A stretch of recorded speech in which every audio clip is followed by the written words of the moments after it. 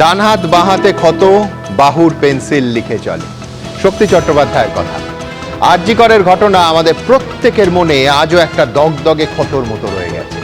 আজ নতুন সরকারের আমলে নতুন করে আরজি কর ফাইলস খোলার পর সেই দগদগে ক্ষতে কিছুটা প্রলেপ পড়বে কি, সেই নিয়েই আজ প্রথম প্রশ্ন। আরজি কর ফাইলস খুলল বিজেপি সরকার। শুরুতেই সাসপেন্ড তৎকালীন পুলিশ কমিশনার বিনীত গোয়েল সহ 3 আইপিএস অফিসার। তবে কি এবার ন্যায় বিচার পাওয়ার পথে অন্তত এক ধাপ এগোলো অভয়ার পরিবার? দ্বিতীয় প্রশ্ন। দ্রুত দেহ দাহ করা, ঘটনাস্থলে বহিরাগতদের ঢোকানো, পরিবারকে টাকা দিয়ে মুখ বন্ধের চেষ্টার অভিযোগ থেকে হাসপাতালে তাণ্ডব।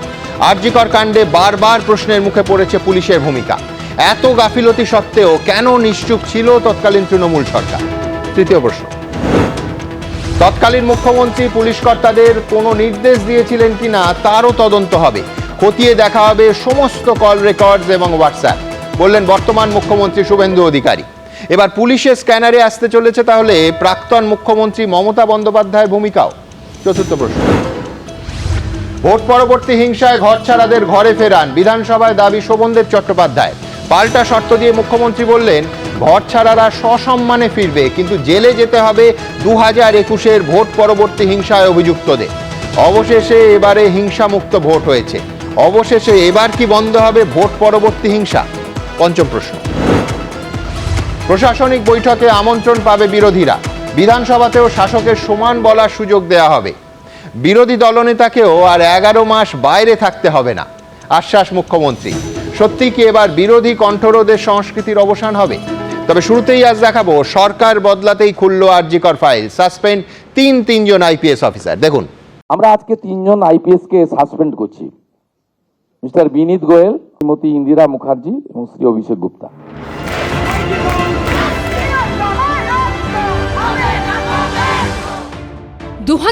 সালে 9ই আগস্ট, প্রায় 2 বছর আগের এই দিনে আরজি কর মেডিকেল কলেজে কর্তব্যরত অবস্থায় তরুণী চিকিৎসককে ধর্ষণ, খুন, যে ঘটনা নাড়িয়ে দিয়েছিল গোটা রাজ্যকে, দেশকে, বিশ্বকে। শোক থেকে ক্ষোভ, ক্ষোভ থেকে প্রতিবাদ, প্রতিবাদের আগুন যা দাবানলের আকার নেয়। তৎকালীন তৃণমূল সরকারের বিরুদ্ধে ওঠে ভুরি ভুরি অভিযোগ। যখন আমার মেয়ের দেহ আমার ঘরে সাহিত্য ছিল, তখন ডিসি নর্থ আমাদের ঘরের একটা গলিতে ঢুকে ঘরের ভেতরে তিনি আমাকে টাকা দেওয়ার চেষ্টা করেন। এরপর প্রথমে কলকাতা পুলিশ, তারপর কেন্দ্রীয় এজেন্সি সিবিআই তদন্তের পর ধর্ষণ খুনের মামলায় কলকাতা পুলিশের সিভিক ভলান্টিয়ার সঞ্জয় রায়কে দোষী সাব্যস্ত করে আমৃত্যু কারাদণ্ড দেয় আদালত। কিন্তু এখন তৃণমূল জমানার সমাপ্তি ঘটেছে, শুরু হয়েছে বিজেপির অধ্যায়। এই পরিস্থিতিতে 3 আইপিএস অফিসারকে সাসপেন্ড করলেন মুখ্যমন্ত্রী শুভেন্দু অধিকারী। কলকাতার তৎকালীন পুলিশ কমিশনার বিনীত গোয়েল, তৎকালীন ডিসি সেন্ট্রাল ইন্দিরা মুখোপাধ্যায় এবং তৎকালীন DC north Abhishek Gupta. Initially আমরাই 3 জনকে সাসপেন্ড করলাম due to mishandling and offering bribe to the victim family and organise press conference without the permission from the appropriate authority. একজন ডিসি তার press কনফারেন্সের attitude এবং language, এটা আমাদের রাজ্যের ক্ষেত্রে খুব একটা সুখকর ছিল না। কথা রেখেছেন, 3 জন আইপিএস অফিসার সাসপেন্ড হয়েছেন। এবার বিচারটা হবে, সবে শুরু। হ্যাঁ, সবে ফাইল খোলা হয়েছে। মেয়ের মৃত্যু জীবন তছনছ করে দিয়েছে। আজ তিনি বিজেপির বিধায়ক। তদন্তে সত্যিটা বেরিয়ে আসবে বলে আশা করছেন নিহত চিকিৎসকের মা। ফাইল যখন খোলা হয়েছে, আমাদের কাছে যা তথ্য আছে সব আমরা আমাদের মুখ্যমন্ত্রী শুভেন্দুদাকে দেব। স্বস্তি সেদিনই পাবো যেদিন ওই মমতা ব্যানার্জি জেলে যাবেন, পিসি ভাইবো। মমতা ব্যানার্জির নির্দেশেই এরা সব করেছিল। এরপর কি চাঞ্চল্যকর কিছু উঠে আসবে? মোড় ঘুরে যাবে? সিবিআই চলাকালীন কি করে আবার রাজ্য সরকার তাদের তৎকালীন যে রাজনৈতিক অভিযোগগুলো ছিল, আজ সেই রাজনৈতিক অভিযোগগুলোকে মান্যতা দিতে প্রশাসনিক পদক্ষেপ নিচ্ছেন। ডিসিজডের অভয়ের মা বাবাকে 3 ঘন্টা 3.5 ঘন্টা বসিয়ে রাখা হয়েছিল। Scene of crime was unguarded. Evidences যেগুলো অ্যাভেলেবল ছিল সেগুলো হয়তো ট্যাম্পার্ড হয়ে গেছিল। সানসেটের পরে কেন পোস্টমর্টেম করা হলো? পোস্টমর্টেম হয়ে যাওয়ার পরে এফআইআর হলো রাত্রি 11:45। বিরাট মিসকন্ডাক্ট এবং dereliction of the duty on the part of the senior officers. সব মিলিয়ে আরজিকর কাণ্ড ঘিরে এখনো ধোঁয়াশা, রাজনীতি, জল্পনা, গুঞ্জন। রুমা পাল, উজ্জ্বল মুখোপাধ্যায় ও সৌমিত্র রায় রিপোর্ট, এবিপি আনন্দ। দের আয়ে পর দুরুস্ত আয়ে। টানা 36 ঘন্টা ধরে মানুষের সেবা করা একজন ডাক্তারবাবুকে খাস কলকাতার সরকারি হাসপাতালে তাঁরই কর্মস্থলে যেভাবে ধর্ষণ আর খুন করা হয়, নারকীয় সেই ঘটনায় কেঁপে ওঠে গোটা রাজ্য, গোটা দেশ, এমনকি গোটা পৃথিবী। আমরা বিশ্বাস করি যারা এই খুনের সঙ্গে যুক্ত তাদের যা অপরাধ, তার থেকে এক চুলো কম অপরাধ করেনি তারা, যারা দিনের পর দিন নানা ঘৃণ্য পরিকল্পনা করে সেই নারকীয় অপরাধকে ঢাকার চেষ্টা করেছে এবং অপরাধীদের আগা গোড়া আড়াল করার চেষ্টা করে গেছে। হ্যাঁ, সিবিআই তদন্ত নিয়েও অসংখ্য প্রশ্ন আমাদের আছে, কিন্তু শেষ পর্যন্ত আজ একটা বার্তা স্পষ্ট হয়ে গেল, কেউ যদি কারো নির্দেশে উর্দি পড়েও তাদের দায়িত্ব পালনে গাফিলতি দেখায়, না, তারাও পার পাবে না। এবং ক্ষমতা থেকে চলে গেলেও আরজিকর কাণ্ড তৃণমূল সরকারের পিছু ছাড়ছে না। মুখ্যমন্ত্রী শুভেন্দু অধিকারী স্পষ্ট ইঙ্গিত দিয়েছেন, পুলিশ কর্তাদের ফোন পরীক্ষা করে দেখা হবে তারা কোথা থেকে নির্দেশ পেয়েছেন এবং খতিয়ে দেখা হবে তৎকালীন মুখ্যমন্ত্রীর ভূমিকাও। আজ এই অনুষ্ঠানের একেবারে শুরুতে চলে যাব অভয়ার মা রত্না দেবনাথের কাছে। আপনার কাছে আমার প্রশ্ন থাকবে যে ভোটে দাঁড়ানোর সময় আপনি বলেছিলেন যে আমি ভোটে দাঁড়াচ্ছি একটাই কারণে, যে ক্ষমতা থাকলে তবেই বিচার পাবো। আজকে একেবারে এই সরকার শপথ নেওয়ার কিছুদিনের মধ্যে মুখ্যমন্ত্রী যে সিদ্ধান্ত নিয়েছেন, সেইটার আপনার কি মনে হচ্ছে যে বিচার, যেটা আমরা প্রত্যেকে এতদিন ধরে চাইছি এবং মনে করছি যে বিচার পাওয়া যায়নি, তাতে একটা পদক্ষেপ এগোনো গেল? হ্যাঁ, এগোনো গেল। আমি প্রথম দিন থেকেই বলেছিলাম যে ওই 14 তলার নবান্নতে হীরক রানী বসে আছে, ওনাকে না নামাতে পারলে আমি বিচার পাবো না, ওনাকে নামাতে হবে।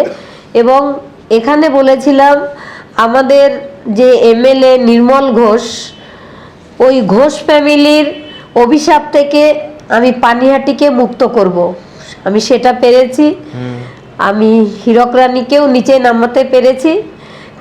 এটা সমস্ত পৃথিবীর মানুষ আমার সঙ্গে ছিলেন, সমস্ত পানিহাটিবাসী আমার সঙ্গে ছিলেন, সমস্ত বাংলার মানুষ আমার পাশে ছিলেন। এবং সেই 9 তারিখ আমার মেয়েকে গোটা বিশ্ব তাদের নিজের মেয়ে বলে সবাই বিচার চাইছিল। তাই এই পানিহাটির দিকে সবাই তাকিয়েছিল।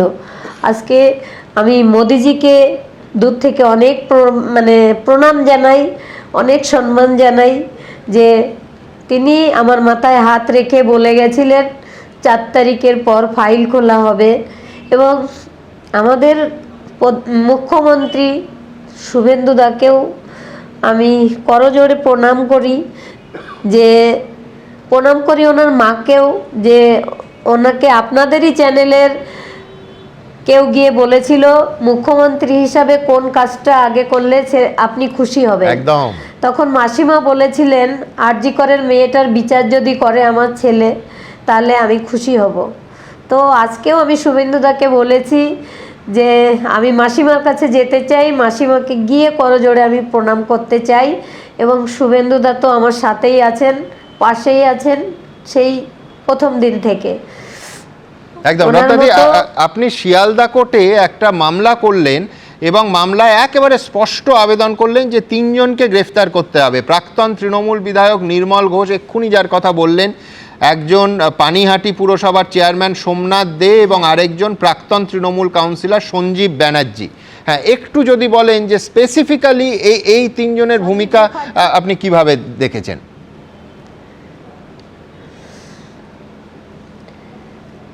এরা ডেড বডি আমাদের হাতে তুলে দেয়নি, আমি সাইন করেছি, আর আমরা মেয়ের ডেড বডির গাড়ি দেখতে পাইনি কোথাও। আমাদের গাড়ির মধ্যে আমাদের ঠেসে ঢুকে দেওয়া হয়, আমাকে আর ওর বাবাকে। আমরা তখন মেয়ের দেহ দেখতে, সবাই গাড়িটা কোথায় গেল আমরা না দেখতে পেয়ে ওর বাবা খুব চিৎকার করে বলছিল আমার মেয়েকে কোথায় নিয়ে গেল, ওরা কোথায় নিয়ে গেল। তখন আমি বলছিলাম শুধু চিৎকার করে টালা থানায় চলো, টালা থানায় চলো। তার আগে পুলিশ আমাদের গাড়িটাকে মারছিল খুব জোরে। আমি নেমে বললাম যে আমার মেয়েটাকে তো আপনারা কেড়ে নিয়েছেন, তো আমার মেয়ের খুব ফেভারিট এই গাড়িটা, এটা আপনারা ভাঙবেন না। তারপরে পুলিশ আমাদের দ্রুততার সঙ্গে ওখান থেকে হাঁটিয়ে দেওয়ার চেষ্টা করছিল। তারপরে আমরা টালা থানায় যাই। টালা থানায় আমরা 2 ঘন্টা বসেছিলাম যে আমার মেয়ের দেহ কোথায় নিয়ে চলে গেল, এখানে আনা হোক, আমরা সেকেন্ড পোস্টমর্টম চাই, আমরা আজকে দেহ দাহ করব না, আমরা দ্বিতীয় বা সেকেন্ড পোস্টমর্টম চাই। কিন্তু পুলিশ সেখানে আমাদের সঙ্গে কোনো সহযোগিতা করেনি, আমাদের গাড়িতেই আটকে রেখে দিয়েছিল, আমি নিচে নামতেও পারিনি। সেখান থেকে এই সঞ্জীব মুখার্জি বাড়ি চলে আসছিল, তো থানার পুলিশরা আবার ওকে ডেকে নেয়। ও গিয়ে সেখানে সজলদা, অগ্নিমিত্রাদি, কৌস্তব বাগচি এরা সবাই ছিল সেখানে। সজলদার বাবার শরীর খারাপ হয়েছিল, বাবাকে অ্যাডমিট করিয়ে আবার এসেছিল ওখানে, কিন্তু কেউ কিছু করতে পারেনি। আমাদের পাশের বাড়ির মেয়েটা যখন আমাকে ফোন করলো, বৌদি তোমরা কোথায়, তোমরা না এলে ওকে শ্মশানে নিয়ে চলে যাবে, তখন আমি অগ্নিমিত্রাদির হাত ধরে কেঁদে বলেছি দিদি আমাকে বাড়ি যেতে দাও, আমাকে বাড়ি যেতে দাও, আমি মেয়েটাকে দেখিনি সারাদিন। তো বাড়িতে আসার সময় দেখলাম আমাদের বাড়ির মানে 4-5টা ঘিরে সমস্ত রাস্তা বন্ধ করে দেওয়া হয়েছে, পুলিশে মানে সে গুণে শেষ করা যাবে না, এত পুলিশ।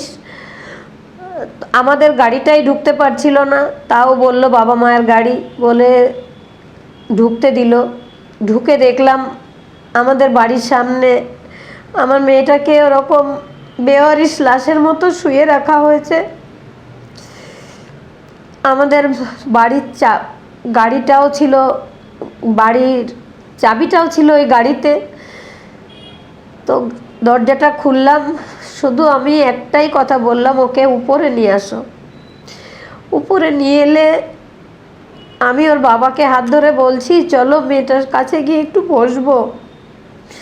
ঠিক সেই মুহূর্তে নির্মল ঘোষ, সঞ্জীব মুখার্জি আর এই সোমনাথ দে, এই ডিসি নর্থ যে নিয়ে আজকে সাসপেন্ড হয়েছেন অভিষেক গুপ্তা, তিনি, তাকে ডেকে নিয়ে আসা হলো।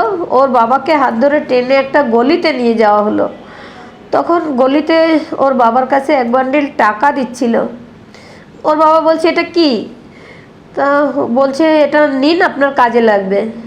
তখন ওর বাবা বলেছিল যে আপনি এই আইপিএস লোগোটা লাগাতে যত পরিশ্রম করেছেন তার থেকে অনেক বেশি পরিশ্রম করে আমার মেয়েটা এখানে এসেছিল, প্লিজ ওকে অপমান করবেন না বললে উনি চলে গেলেন।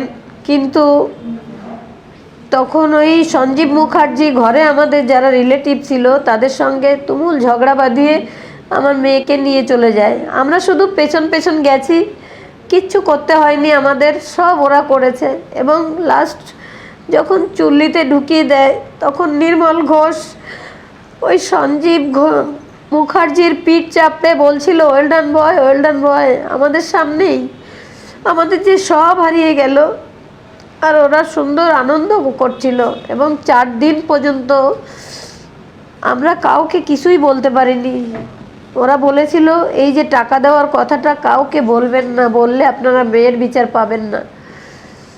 এরকম করে আমাদের সঙ্গে অনেক অত্যাচার করা হয়েছে। নির্মল ঘোষের বাড়ি বলতে আমাদের বাড়িটাই হয়ে গেছিল। সকাল 6টা থেকে রাত্রির 12টা আমাদের পাহারায় রাখতো, কাউকে আমাদের বাড়িতে ঢুকতে দিত না। এরকম অত্যাচার করেছে আমাদের সাথে সব সময়। একদম রত্নাদি, সংবাদ মাধ্যমও তার সাক্ষী। আমরা এই ঘটনার পর সেই দিন যা ফুটেজ ইত্যাদি দেখিয়েছিলাম, তারপরে আমাদেরও অন্তত 1.5 দিন ধারে কাছে আপনাদের কাছে ঘেঁষতে দেওয়া হয়নি, পুরো বাড়ি তৃণমূল কর্মীরা ঘিরেছিল। কিন্তু দিনের শেষে আজকে 15ই মে যা ক্ষতি হওয়ার মারাত্মক, সে তো অপূরণীয়। কিন্তু সেই নির্মল ঘোষের পুত্রকে রাজনৈতিক লড়াইয়ে ওই পানিহাটির মাটিতে আপনি পরাস্ত করেছেন। এবং আমার আজও মনে আছে যে এই স্টুডিওতে এই ডান দিকের চেয়ারে বসে আপনি বলেছিলেন যখন যে এই আইপিএস ডিসি নর্থ তৎকালীন তিনি যে টাকার অফার করেছিলেন, আপনি সেটা শুনে আমরা শিউরে উঠেছিলাম যে পুলিশের উর্দিপরা কেউ কারুর বিরুদ্ধে এই অভিযোগ উঠতে পারে আমরা ভাবতেও পারিনি কল্পনায়।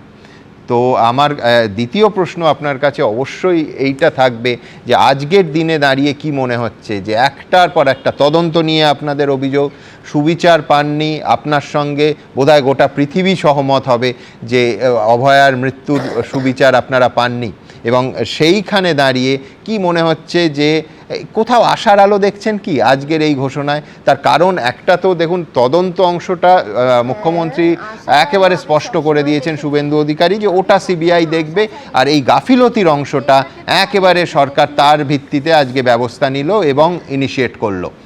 তো কি মনে হচ্ছে যে অন্তত কিছুটা এগোনো গেল, কোথাও একটা সুড়ঙ্গের শেষে আশার আলো দেখছেন রত্নাদি? হ্যাঁ, একটা ধাপ অন্তত এগোতে পেরেছি আমি।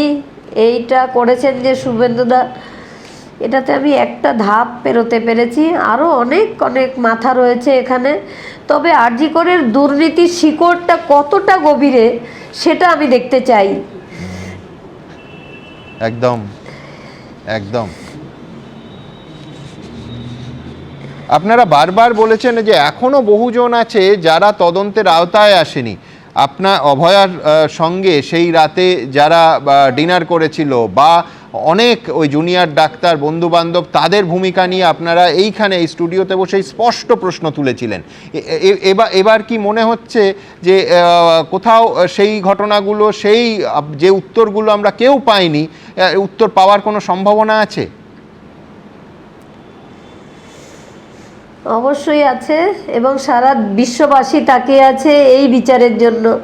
কারণ কোথাও কোনো ঘটনা ঘটলেই বলা হয় আরজি করে এত বড় আন্দোলন হলো, ওখানেই বিচার হলো না, তো আমাদের কি বিচার হবে? আজকে সেই কালো, আমি একটা বলবো যে কালো যুগের মানে সমাধি হয়েছে, একটা নতুন যুগ এসেছে। আমি মনে করি সেটা শুভেন্দুদার হাত ধরে একটা নতুন যুগ এসেছে, যাতে সমস্ত ফাইল যেন খোলা হয় আর সমস্ত দুর্নীতির যেন সব অপরাধীদের ধরা পড়ে। আমি এটাই আশা করব।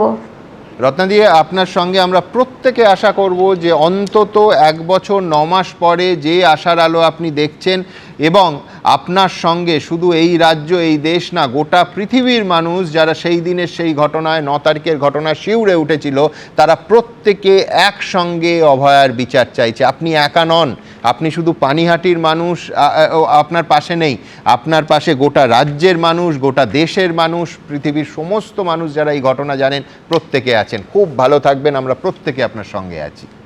আমি এইখান থেকে একেবারে সরাসরি যে ঘটনা রত্নাদি বলছিলেন যে পুলিশের ভূমিকা, বারবার আরজিকর কাণ্ডে প্রশ্নের মুখে পড়েছে পুলিশের ভূমিকা। দেখুন, ইনিশিয়ালি আমরা মনে করি এই তদন্তগুলো করতে গেলে যাদের বিরুদ্ধে অভিযোগ পুলিশ আধিকারিক, তাদেরকে সাসপেনশনে রেখে তদন্ত করা উচিত, নইলে তদন্ত কখনো ট্রান্সপারেন্ট হতে পারে না। যেমন কথা তেমন কাজ। প্রতিশ্রুতি ছিল ক্ষমতা এলেই খুলবে আরজিকর ফাইল। শপথ গ্রহণের 1 সপ্তাহের মধ্যেই মোক্ষম পদক্ষেপ নিলেন মুখ্যমন্ত্রী। আরজিকর কাণ্ডের সময় যে 3 আইপিএস এর বিরুদ্ধে একের পর এক অভিযোগ উঠেছিল, তাদের শটান সাসপেন্ড করে দিলেন মুখ্যমন্ত্রী। আরজিকর কাণ্ড সামনে আসার পর পদে পদে পুলিশের বিরুদ্ধে অভিযোগ তুলেছিলেন নিহত চিকিৎসকের মা বাবা। মেয়ের মৃত্যুর খবর পেয়ে হাসপাতালে যাওয়ার পর তাদের বসিয়ে রাখা। ভেতরে তখন লোকজন ঘোরাঘুরি করছে, আমাদের কিন্তু ভেতরে ঢুকতে দেওয়া হচ্ছে না। এটা কি কারণে? রাতে তড়িঘড়ি মৃতদেহ বাড়িতে পাঠিয়ে দেওয়া।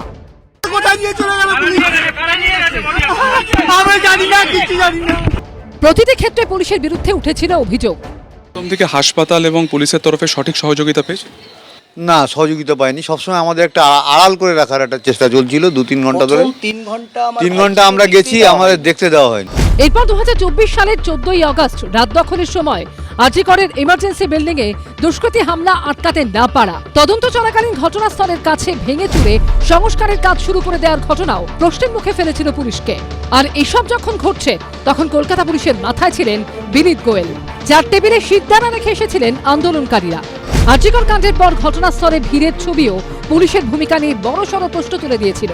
সেই সময় তা নিয়ে আবার আজব সাফাই দিয়েছিলেন কলকাতা পুলিশের তৎকালীন ডিসি সেন্ট্রাল ইন্দিরা মুখোপাধ্যায়। আর তৎকালীন ডিসি নর্থের বিরুদ্ধে তো সরাসরি ঘুষ দেওয়ার চেষ্টার অভিযোগ তুলেছিলেন অভয়ের মা বাবা। যখন আমার মেয়ের দেহ আমার ঘরে সাইতো ছিল, তখন ডিসি নর্থ আমাদের ঘরের একটা গলিতে ঢুকে ঘরের ভেতরে তিনি আমাকে টাকা দেওয়ার চেষ্টা করেন এবং তার যা জবাব দেওয়ার আমরা সঙ্গে সঙ্গে সেই জবাবটা দিই। এই তিনজনকেই এবার সাসপেন্ড করলো রাজ্য সরকার। এবিপি আনন্দ। ডক্টর নজরুল ইসলাম আমার এই স্টুডিওর প্রথম বক্তা, তার কাছে আমার প্রশ্ন থাকবে যে সাসপেনশন, বিভাগীয় তদন্ত সব বুঝলাম, অসংখ্য মানুষ এই কেসে সুবিচারের স্বপ্ন আবার নতুন করে দেখছেন আজ থেকে, কিন্তু শেষ পর্যন্ত কলকাতা হাইকোর্টের ভাষায় এই অপরাধের মাথা পর্যন্ত নজরুলদা পৌঁছানো যাবে তো? দেখুন, আমি যতটুকু বুঝি, এই যে পুলিশ অফিসারদের সাসপেন্ড করা হলো, স্বাভাবিকভাবে সাসপেন্ড যখন করা হয়েছে তাদের মধ্যে বিভাগীয় তদন্ত হবে এবং তদন্তে তাদেরকে দোষী পাওয়া গেলে তাদের সাজা হবে। কিন্তু তারপরেও অভয়ার বিরুদ্ধে যে অপরাধ করা হয়েছিল তার বিচার হবে সেরকম আশা আমি তেমন কিছু করি না। আপনারা কেন? কারণ এ মামলাটা, আমি পুলিশ অফিসার হিসেবে যেটা বলবো, যে এখন পর্যন্ত কোনো আই উইটনেস সামনে আসেনি।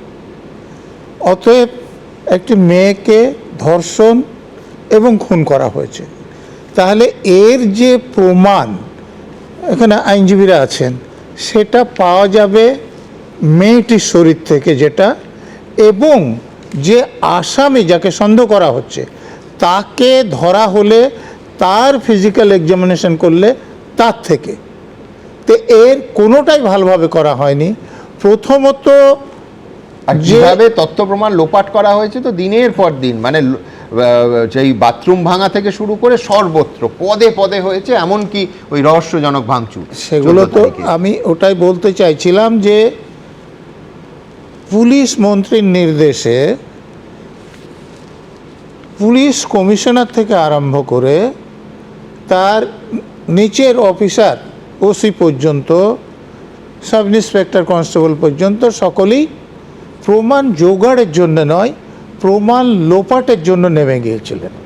তো এরকম অবস্থায় দেখুন, এই মামলাতেই কলেজের প্রিন্সিপাল এবং থানার ওসিকে, দুর্নীতির মামলা নয়, এই মামলা তো তাদেরকে গ্রেপ্তার করা হয়েছিল। দেখুন, পুলিশ কমিশনার মেডিকেল কলেজে গিয়ে বলেছিলেন যা হচ্ছে আমার কমান্ডে হচ্ছে। তো তার কমান্ডে কাজ করে ওসিকে যদি হাজতে যেতে হয় তাহলে সিপি যাওয়া উচিত ছিল কিনা আপনারা বলবেন। এইখানে আমার দ্বিতীয় প্রশ্ন নজরুলদা, সেটা হচ্ছে যে আজকে মুখ্যমন্ত্রী বলছেন, আমি টেকনিক্যালি আপনি বলুন, যে 3 IPS এর কল রেকর্ড হোয়াটসঅ্যাপ খতিয়ে দেখা হবে। এটা এতদিন পরে 1 বছর 9 মাস কেটে গেছে, আর কিছু পাওয়া সম্ভব? মানে এটা পাওয়া সম্ভব। কিরকম? আচ্ছা, ধরুন যারা সার্ভিস প্রোভাইডার তাদের কাছে তো রেকর্ড থাকে এবং পুলিশ চাইলে তারা দিতে বাধ্য হবে। বলছেন ডিজিটাল ফুটপ্রিন্ট যাকে বলে, একেবারে স্পষ্ট পাওয়া যাবে, কিন্তু সেখানেও আমার রিজার্ভেশন আছে। আচ্ছা, যে দেখুন, আমাদের অল ইন্ডিয়া সার্ভিস রুলে 3 জন IPS অফিসার অল ইন্ডিয়া সার্ভিসের লোক, খুব পরিষ্কারভাবে বলা আছে, আমি ধারাটাও আপনাকে বলে দিতে হয়, 3 নম্বর ধারা all India service conduct rules. সেখানে বলা আছে যে কোনো অফিসার একটা নির্দিষ্ট ঘটনায় যে সিদ্ধান্ত নেবে সেটা আইন অনুসারে তার বিবেক যা বলবে তাকে সেই সিদ্ধান্ত নিতে হবে। যদি উপরের কোনো বস তাকে অন্য কিছু করতে বলে তাহলে সেখানে পরিষ্কার বলা আছে যে তিনি লিখিত চাইবেন। তো এখানে আপনারা যেটা ধরে তৎকালীন মুখ্যমন্ত্রী বা পুলিশ মন্ত্রী বা স্বাস্থ্যমন্ত্রীর কাছে যেতে চাইবেন, তো এটাতে যে পুলিশের লোকেরা কথা বলছেন বা মুখ্যমন্ত্রী কথা বলছেন, আমি এখানে একটা কথা উল্লেখ করব যে দেখুন, পুলিশ কমিশনার কিন্তু পুলিশ মন্ত্রীর সরাসরি অধীনে কাজ করেন না, হোম সেক্রেটারির অধীনে পুলিশ কমিশনার কাজ করে। অতএব পুলিশ মন্ত্রীকে কিছু জানতে হলে কমিশনার কাছ থেকে হোম সেক্রেটারির মাধ্যমে জানতে হবে। এই যে মমতা ব্যানার্জি সেদিন বলেছিলেন যে রাত 2টো পর্যন্ত আমি পুলিশ কমিশনারের সঙ্গে কথা বলছিলাম, এটা কিন্তু ইরেগুলার কাজ। তো এর জন্যে ডিসিপ্লিনারি প্রসিডিং হতে পারবে, কিন্তু ক্রিমিনাল কেসে আসবে না। ওই জন্য যেটা বললাম যদি এই অফিসাররা মুখ্যমন্ত্রীকে বলতেন যে আপনি এটা করতে বলছেন, তাহলে লিখিত রিটেন অর্ডার। যদি লিখিত দিতেন তাহলে ক্রিমিনাল কেসটা মুখ্যমন্ত্রীর বিরুদ্ধে যেত। এই জন্যে অন্য অনেক অভিযোগ আছে যেগুলোতে কিন্তু তৎকালীন মুখ্যমন্ত্রী তথা পুলিশ মন্ত্রীর কাছে পৌঁছানো যাবে যদি পুলিশ এখনও তদন্ত করে, তবে সেটা করবে কিনা সেটা হচ্ছে কথা। বেশ, আলোচনার এইখানে আমি বলে দিই যে পর পর কি ঘটনা ঘটেছিল, কি দেখিয়েছিলাম আমরা, কোথায় কোথায় স্পষ্ট অসঙ্গতি ছিল, এই অনুষ্ঠানে আমি তুলে ধরবো, আরেকবার আপনাদের মনে করিয়ে দেবো। কিন্তু তার আগে দেখব ঠিক যেটা নিয়ে আলোচনা করছিলাম, যে রাজ্যের মুখ্যমন্ত্রী শুভেন্দু অধিকারী তিনি আজকে কি বললেন। বলছেন যে পুলিশের স্ক্যানারে প্রয়োজন হলে যিনি নির্দেশ দিয়েছিলেন, মুখ্যমন্ত্রী বা অন্যান্য মন্ত্রীরা কেউ কোনো নির্দেশ দিয়েছিলেন কিনা তারও তদন্ত হবে। দেখুন।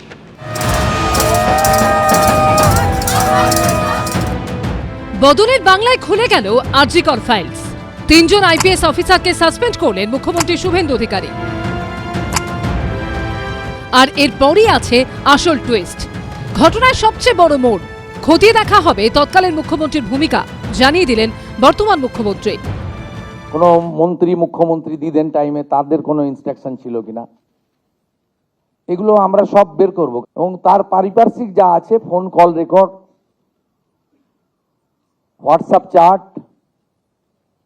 এগুলো আমরা পরে পরে বের করব। তবে অভয়া ইনসিডেন্ট আমাদেরকে নাড়িয়ে দিয়েছে গোটা পৃথিবীতে, এবং নিশ্চয়ই পশ্চিমবাংলার মান মর্যাদা গরিমা সব নষ্ট হয়েছে। ঠিক আছে, আমরা আরো অনেকগুলো মেজার নেব।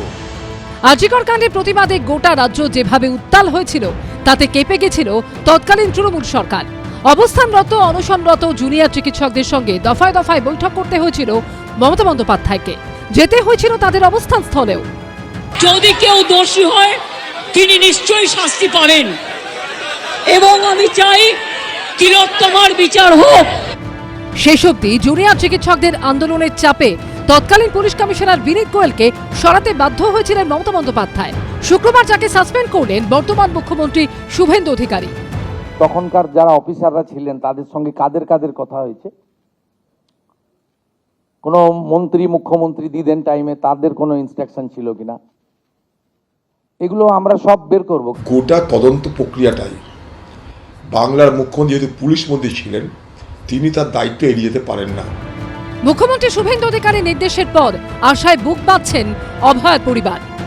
আমাদের মমতা ব্যানার্জি সমস্ত দোষীদের আড়াল করে রেখেছেন সবসময়। কেন? দোষীদের আড়াল করার জন্য উনি কোটি কোটি টাকা আমাদের জনগণের ট্যাক্সের টাকা খরচা করে দিয়েছেন। এটা কেন করেছেন, এটার জবাবও দিতে হবে ওনাকে। এবার দেখার নতুন কিছু বেরিয়ে আসে কিনা। রুমা পাল, সুমন খরাই ও সৌমিত্র রায়ের রিপোর্ট, এবিপি আনন্দ। দেখুন, আপনারা জানেন যে ঘটনা সামনে আসার প্রথম দিন থেকে এই আরজিকর কাণ্ডে পুলিশের ভূমিকা নিয়ে পরপর প্রশ্ন তুলে গেছি আমরা। আজ মুখ্যমন্ত্রী শুভেন্দু অধিকারী যথার্থই বলেছেন, এই অভিযুক্ত পুলিশ কর্তাদের উচ্চ পদে রেখে তদন্ত হবে কি করে। আর মমতা বন্দ্যোপাধ্যায় ঠিক এর বিপরীত যুক্তিটা দিতেন ওই 2024 সালে। আমরা সেই সময়ে তার সামনে আয়না ধরেছিলাম এই বিনীত গোয়েলকে পদ থেকে সরানোর ইস্যুতে। আপনাদের একটু মনে করিয়ে দিই আমাদের আর্কাইভ থেকে। তারিখটা ছিল 2024 সালের 11ই সেপ্টেম্বর। মমতা বন্দ্যোপাধ্যায় তখন বলেছিলেন যে বিনীত গোয়েলকে কেন পুলিশ কমিশনারের পদ থেকে সরতে হবে। আমরা তাকে মনে করিয়ে দিয়েছিলাম রিজওয়ানুরের সময় বিরোধী নেত্রী মমতা বন্দ্যোপাধ্যায় নিজেই বলেছিলেন যে অভিযুক্ত পুলিশ অফিসারদের পদে রেখে তো তদন্ত হয় না, তাই তৎকালীন মুখ্যমন্ত্রী বুদ্ধদেব ভট্টাচার্যকে অভিযুক্তদের আগে পদ থেকে সরাতে হবে। কি দেখিয়েছিলাম সেদিন, দেখে নিই একবার। আজ থেকে ঠিক 17 বছর আগে আমি এই অনুষ্ঠান শুরু করব কয়েকটা বাক্য দিয়ে। ইনসাফ যদি দিতেই হয় তাহলে এতদিন ধরে যাদের বিরুদ্ধে অভিযোগ তাদের পজিশনে রেখে দিয়ে কাজ করানো হচ্ছে, তার মানে কি তারা প্রমাণ লোপাট করছে না? না, ভাবছেন তো এই জুনিয়র ডাক্তাররা যাদের প্রতিনিধি এই স্টুডিওতেই আছেন তারা বলছেন? 2024 সালে জুনিয়র ডাক্তাররা এই কথা বলছেন না, এই কথা বলছেন স্বয়ং মমতা বন্দ্যোপাধ্যায়, বিরোধী নেত্রী মমতা বন্দ্যোপাধ্যায় রিজওয়ানুর কাণ্ডের পর 2007 সালের 14ই অক্টোবর। প্রথমেই দেখব, ইনসাফ যদি দিতেই হয় তো এতদিন ধরে যাদের বিরুদ্ধে অভিযোগ তাদের পজিশনে রেখে দিয়ে কাজ করানো হচ্ছে, তার মানে কি তারা এভিডেন্স লোপাট করছেন না? সরকার বললেন এবং তার দলের উচ্চপদস্থ নেতারা বললেন এই সাসপেন্ড হয়ে যাচ্ছে, এই ট্রান্সফার হয়ে যাচ্ছে, এই পানিশমেন্ট হয়ে যাচ্ছে। 48 ঘন্টার মধ্যে 180 ভোল্ট ডিগ্রি উল্টে যারা যায় তাদের আমরা মনে করি 440 ভোল্ট মানুষের কাছে ট্রাস্টেড লোকেরা নয়। 11ই সেপ্টেম্বর মমতা বন্দ্যোপাধ্যায়ের এই পুরনো বক্তব্য দেখানোর পর যখন 16ই সেপ্টেম্বর জুনিয়র ডাক্তাররা তৎকালীন মুখ্যমন্ত্রী মমতা বন্দ্যোপাধ্যায়ের সঙ্গে নবান্নে দেখা করতে গেলেন, পুলিশ কমিশনের অপসারণ চেয়ে তাদের মূল হাতিয়ার হয়েছিল এই অনুষ্ঠানে চালানো মমতা বন্দ্যোপাধ্যায়ের সেই পুরনো বক্তব্য। দেখুন আন্দোলনকারী জুনিয়র ডাক্তার দেবাশিস হালদার সেই সময় কি বলেছিলেন। বিনীত গোয়েলের যে প্রশ্নটা বেশ খানিকক্ষণ টানাপোড়েন চলে। বলা হয়েছে যে রিজনমূল কাণ্ডের সময় তিনি যখন বলেন যে পুজো আসছে, ভিড় আসছে, তখন এক্স্যাক্টলি সম্ভবত সুমনদাই এবিপিতে এই একটা ক্লিপিংস দেখিয়েছিল। প্রায় সেই কথাটাই একজন বলেন যে রিজনমূল কাণ্ডের সময় তো ষষ্ঠী দিনকে সরানো হয়েছিল, তাহলে এখানে কেন সরানো যাবে না। আমার পরের বক্তা সমীর রাইচের কাছে আমার প্রশ্ন একটাই থাকবে যে ক্ষমতার স্বাদ কি বিচিত্র। রিজওয়ানুর কাণ্ডের অভিঘাতে সিঙ্গুর এবং নন্দীগ্রাম কাণ্ডের সঙ্গে যুক্ত হয়ে যে মমতা বন্দ্যোপাধ্যায় ক্ষমতায় এলেন, তিনি কিন্তু আরজিকর কাণ্ডে শাসকের চেয়ারে বসে অন্য কোনো উদাহরণ রাখার চেষ্টাই করেননি এবং তার ক্ষমতা থেকে যাওয়ার পেছনেও অন্যতম বড় ভূমিকা রাখলো সেই আরজিকর কাণ্ড। সমীরদা মানবে? না, অতি অবশ্যই। আমার মাঝে মাঝে অবাক লাগে যে আমরা এমন একজন মুখ্যমন্ত্রীকে পেলাম লাস্ট 15 বছর, যিনি মুখ্যমন্ত্রী হওয়ার প্রথম দিনই অপরাধীদের বাঁচাতে গেছিলেন পুলিশ স্টেশনে, প্রথম দিন। দেখো, আমি তারপরে তোমরা জানো যে আমি যেখানে অন্যায় হয়েছে তার এগেনস্টে আমি কথা বলেছি এবং সেই জায়গাগুলোতেও গেছি। যে কটা জায়গায় অন্যায় হয়েছে, আমি ধরো কামদুনির কথা বলছি, কামদুনিতে কিভাবে উনি অপরাধীদের বাঁচালেন এটা আমি জানি, বাংলার কিছু মানুষ জানেন, আর কামদুনিবাসীরা জানেন। যারা তার প্রতিবাদ করছিল তাদেরকে কিভাবে হ্যাকেল করলেন, উনি নিজে গিয়ে বললেন মৌসুমী টুম্পাকে মাওবাদী। অথচ যারা অপরাধী, যেমন তাদেরকে তো তারা বেল পেল, সেটা আমাকে জয়ন্ত আগেই বলেছিল পেয়ে যাবে, এমন ধারা দিয়েছে। দ্বিতীয়ত তুমি দেখো, যেই পরিবারটার উপরে এই অত্যাচারটা হয়েছিল, বদল হয়েছিল 14 বার। এই তোমার চেয়ারে এসে কামদুনির ওই মেয়েটির ভাই এসে বলে গেছিল। এবং তুমি অদ্ভুত দেখো, সেই পরিবারকে উনি কিন্তু কোনো প্রোটেকশন দিলেন না, কিন্তু যারা অ্যাকিউজড তাদের পরিবারকে উনি পুলিশ প্রোটেকশন দিলেন। ওনার প্রবণতাটাই প্রথম থেকেই ছিল যে যারা অপরাধ করে তাদের পাশে আছে। যেমন করে যে ধরা যাক আরাবুল ইসলাম অত বড় অপরাধ করেছেন, পরপর করে গেছে, উনি বললেন দলের সম্পদ। অর্থাৎ যারা অপরাধী না হলে ওনার দলে ঠাঁই নেই, এটা উনি নিজেই স্বীকার করে দিয়েছেন। যার যে উনি ধরে নিয়েছেন, আমার অর্ক বলতেই পারে যে এখন আর নেই, কিন্তু আমি ওকে না মনে করিয়ে দেব, আরাবুল ইসলামকে 6 বছরের জন্য সাসপেন্ড করে 6 মাস পরে দলে ফেরত নেওয়া হয়েছিল। না, এই শুনুন, আমরা প্রথম না সত্যি আমরা তো বুঝিনি বাংলার মানুষ। ওনার আমার তো যেমন উনি কোর্টে গেছেন, আমার দেখে মনে হচ্ছে চিতপুর থেকে বোধহয় ড্রেস ভাড়া করে গেছেন। সমস্ত জিনিসটা একটা হাস্যকর জায়গা নিয়ে যান। একজন মাননীয় মুখ্যমন্ত্রী, তার যা ভাষা, মানে যে ভাষায় উনি কথা বলেন, যে ভাষায় প্রধানমন্ত্রী স্বরাষ্ট্রমন্ত্রীকে যে ভাষায় আক্রমণ করেন, দেখো রাজনৈতিক তরজা চলতে পারে, সেখানে আক্রমণও হতে পারে, কিন্তু তার একটা শালীনতা, সেটা কিন্তু পাড়ার যে কেউ বলছেন না একটা রাজ্যের মুখ্যমন্ত্রী। ওনার এই ভাষা শব্দচয়নের জন্যে, যিনি কবিতা লেখেন অসাধারণ নাকি, যিনি নাকি সাহিত্য করেন, তার মুখে এই সমস্ত ভাষা, এটা গোটা পশ্চিমবাংলাবাসীকে, আমি জানি না শ্রমিকরা এটা কতটা ফিরিয়ে আনতে পারবে, নিশ্চয়ই ওরা চেষ্টা করবে বলে আমরা আশা করছি। যে সংস্কৃতিটা উনি তৈরি করে দিয়ে গেলেন 15 বছরে।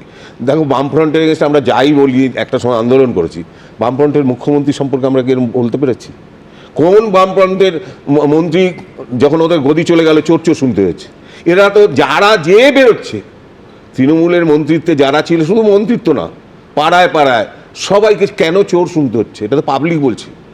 এটা তো গিয়ে বিজেপিকে শিখিয়ে আনছে না যে ভাই চোর বলো, তা তো নয়, এটা পাবলিক বলছে। এবং পাবলিক বলছে, এটা ওনারা কেন বোঝেননি আমি এটা বুঝি না। আবার আগের দিনও আমি বলেছি, এই ভদ্রমহিলা এতটাই সেলফ হিপনোটাইজ ছিলেন, উনি ভাবতেন উনি যা বলবেন সেটাই শেষ কথা।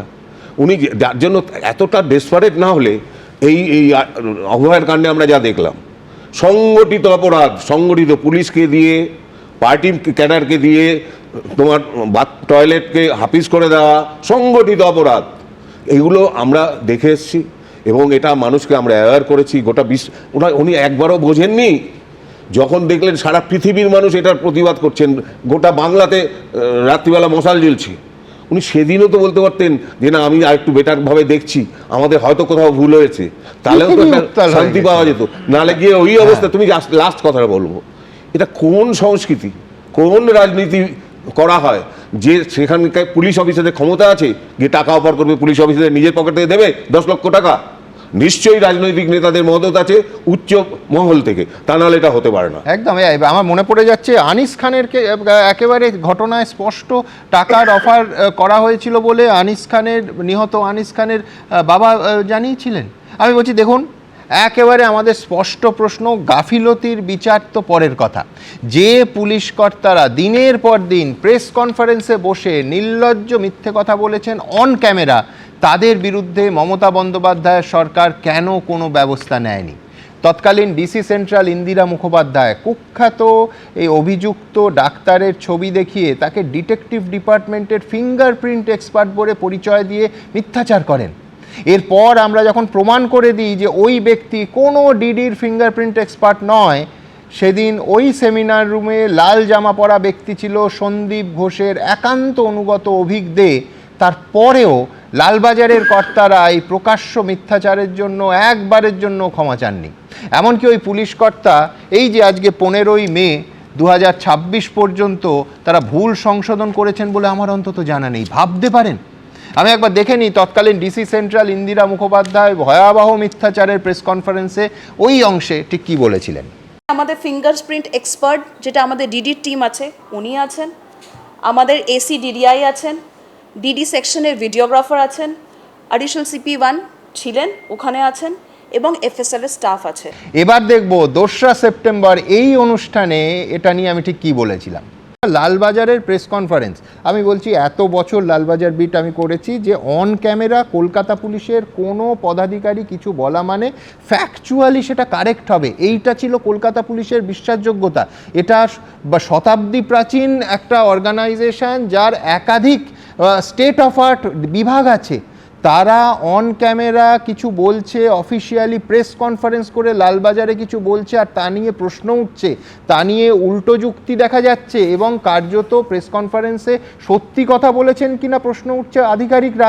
এ কলকাতার লালবাজারের ইতিহাসে কোনো দিন হয়নি। স্বয়ং ডিসি সেন্ট্রাল, আমি জানি না কার কথায় তিনি প্রেস কনফারেন্সে 2টো ছবি দেখালেন, মার্ক করে দিলেন, একেবারে মার্ক করে লালবাজারের তরফে দেখানো হলো ঘটনাস্থলের ছবি। 2, ক্রপ করে দেখা গেল একজন বিশেষ বেগুনি জামা পরা লোককে বাদ দেওয়া হয়েছে, যে শুধু বেগুনি জামা নয়, লাল টি শার্ট পরে যিনি আছেন তিনি কলকাতা পুলিশের কোনো ফিঙ্গারপ্রিন্ট এক্সপার্ট বা আধিকারিক বা কেউ নন, তিনি হচ্ছেন অভিক দে। কিন্তু তারপরে 48 ঘন্টা কেটে গেছে, আজকে 2রা সেপ্টেম্বর এই 8টার সময় এই অনুষ্ঠান হচ্ছে, এখনও পর্যন্ত কলকাতা পুলিশ প্রেস কনফারেন্স করে কোনো ক্লারিফিকেশন দেয়নি। আমার পরের বক্তা তৃণমূলের তরফে অর্ক নাগ, একজন অভিযুক্তর বিরুদ্ধে, এতজন অভিযুক্তর বিরুদ্ধে ভাবুন তো কার্যত কোনো ব্যবস্থা নেওয়া হয়নি। এমনকি অন্যতম মূল অভিযুক্ত এখনও জেল খাটছেন আরজি করের সেই অধ্যক্ষ সন্দীপ ঘোষকে গ্রেফতার করা তো দূরের কথা, প্রথম 5 দিনে তার বয়ানটুকু অবধি রেকর্ড করা হয়নি এবং তাকে রাতারাতি ন্যাশনাল মেডিকেল কলেজের অধ্যক্ষ করে দেওয়া হয়েছিল। সুতরাং আরজি করের ক্ষেত্রে তৃণমূল সরকারের নেওয়া পদক্ষেপগুলো যথার্থ হলে আজ অন্তত এইভাবে মুখ ফুটত না। আমি জানি না অর্ক কি বলবে, কাদের বাঁচাতে চেয়েছিল তৎকালীন তৃণমূল সরকার? সুমনদা, প্রথমেই আমি একটা কথা বলি। আজকে অভয়ার মা যে বক্তব্যটা রাখলেন, আমি কিন্তু অভয়ার মায়ের কথা বলছি, পানিহাটির বিধায়কের কথা না। অভয়ার মা যে বক্তব্যটা রাখলেন, উনি বললেন যে উনি আজকে খুব খুশি এই বিষয়তে, আমি ওনার এই আনন্দে আমি ওনার পাশে আছি। উনি যদি বিচার পান, উনি যদি ওনার যদি স্যাটিসফ্যাকশন হন, কারণ কি উনি এবং ওনার হাজব্যান্ড ওনারা যেটা লুজ করেছেন সেটা BJP, Trinamool, CPM, high court, supreme court কেউ ফিরিয়ে দিতে পারবে না। সো এটা যদি ওনার স্যাটিসফ্যাকশন হয়, আমরা সাধুবাদ জানাচ্ছি, আমরা সম্মান করছি। একটু ফ্যাকচুয়াল পার্টে 2-4টে কথা বলি। সমীর দা কিছু অন্য আরেক বিষয়ে কথা বলেছেন, সে বিষয়ে আমি যাচ্ছি না। ফ্যাকচুয়ালি 1-2 পয়েন্টে আমি কথা বলি। প্রথম কথা হচ্ছে, আপনি যদি দেখেন 16ই জুলাই 2025 সেখানে অভয়ের পরিবার থেকে অভিযোগ জানানো হয়েছিল শিয়ালদা কোর্টে যে বিনীত গোয়েলকে প্রপারলি ইনভেস্টিগেট করা হয়নি। তার কারণ হচ্ছে সম্পত মিনা বলে additional director general of police CBI ছিলেন, তিনি নাকি 1994 ব্যাচ, দুজনেই সেম ব্যাচের বন্ধু, সেই জন্য তার বিরুদ্ধে কোনো ব্যবস্থা নেওয়া হয়নি। এটা স্পেসিফিক অভিযোগ ছিল অভয়ের পরিবারের।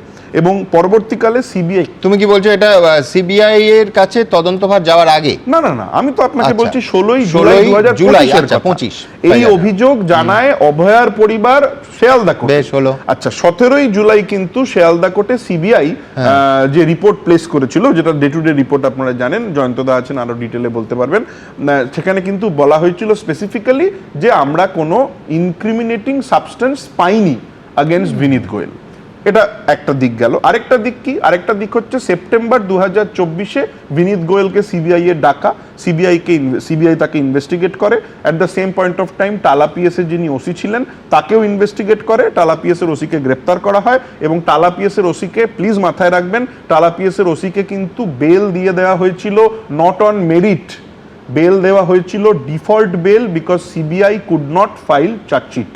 পরবর্তীকালে কিন্তু চার্জশিট ফাইল হয়, চার্জশিট সাপ্লিমেন্টারি চার্জশিটে কিন্তু দেখা যায় যে সন্দীপ ঘোষ এবং অভিজিৎ যিনি ছিলেন টালা পিএস এর যিনি ওসি ছিলেন, অভিজিৎ মণ্ডল, এদের দুজনের এগেইনস্টে তথ্য প্রমাণের কিছু পয়েন্টে তথ্য প্রমাণ লোপাটে অভিযোগ ছিল। কিন্তু পরবর্তীকালে একটা জায়গায় তোমার এতক্ষণ আমি একবারও আটকাইনি, একটাই কারণে যে এটাই তো আমার মনে হয় সবাই আমরা একমত যে এমনকি রত্নাদেবী, অভয়ার মা বাবা পরিবার, না হ্যাঁ সবাই একমত যে সিবিআই সঠিক তদন্ত করতে পারেনি। এটা নিয়ে তো কোনো দ্বিমত নেই। তাহলে আমার মনে তুমিও হয় বলছো সিবিআই ব্যর্থ, আমিও বলছি সিবিআই ব্যর্থ। না, আমি একটু এক্সট্রা বলছি, আমি একটা এক পা এগিয়ে গিয়ে বলছি এই মুহূর্তে কেন্দ্র সরকার, রাজ্য সরকার দুটো একই রাজনৈতিক দলের, নরেন্দ্র মোদীকে ধন্যবাদ জানিয়েছেন আমাদের অভয়ার মা। যেটা আমার মনে হয় এই যে আজকের যে ডিসিশন হয়েছে, 3 জনকে সাসপেন্ড করা হয়েছে, সেই 3 জন কি ব্যবস্থা নেবেন না নেবেন তা নিয়ে আমার কোনো বক্তব্য নেই, তার প্রতিনিধিত্ব আমি করতে আসিনি, এখনো পর্যন্ত আমি তাদের আইনজীবীও নই। কিন্তু আমার মনে হয় আমাদের হোম মিনিস্ট্রি থেকে, সেন্ট্রাল হোম মিনিস্ট্রি থেকে চিঠি যাওয়া দরকার। চিঠি গিয়ে কি বলা দরকার যে সম্পত মিনা এবং তৎকালীন যিনি সিবিআই এর আইও ছিলেন তাদেরকে পশ্চিমবঙ্গে ডেপুটেশনে পাঠাও, পশ্চিমবঙ্গে তাদের ডেপুটেশনে নিয়ে তাদের সাসপেন্ড করো, তাদের সাসপেন্ড করে তাদের মোবাইল ফোনে কোন নেতা ফোন করেছিল, কোন নেতা ফোন করেনি সেটাও কিন্তু দেখার প্রয়োজনীয়তা আছে। এরকম ঘটনা ঘটেনি তো যে কোনো একটি রাজনৈতিক দল বেনিফিটেড হয়ে যাচ্ছে অভয়ার আন্দোলনে, সেই জন্য কোনো একটি রাজনৈতিক দল টেলিফোন করে বলছে না তোমাদের ইনভেস্টিগেট করার দরকার নেই। এই ঘটনাগুলো ঘটেছে কিনা সেটাও কিন্তু আমার মনে হয় না সজলদেরও কোনো আপত্তি থাকবে, অন্য কথা।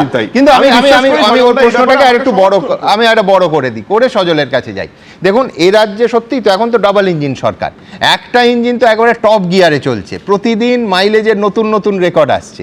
কিন্তু প্রশ্ন হলো আরেকটা ইঞ্জিন মানে বড় ইঞ্জিনটা সেই গতিতে চলছে তো?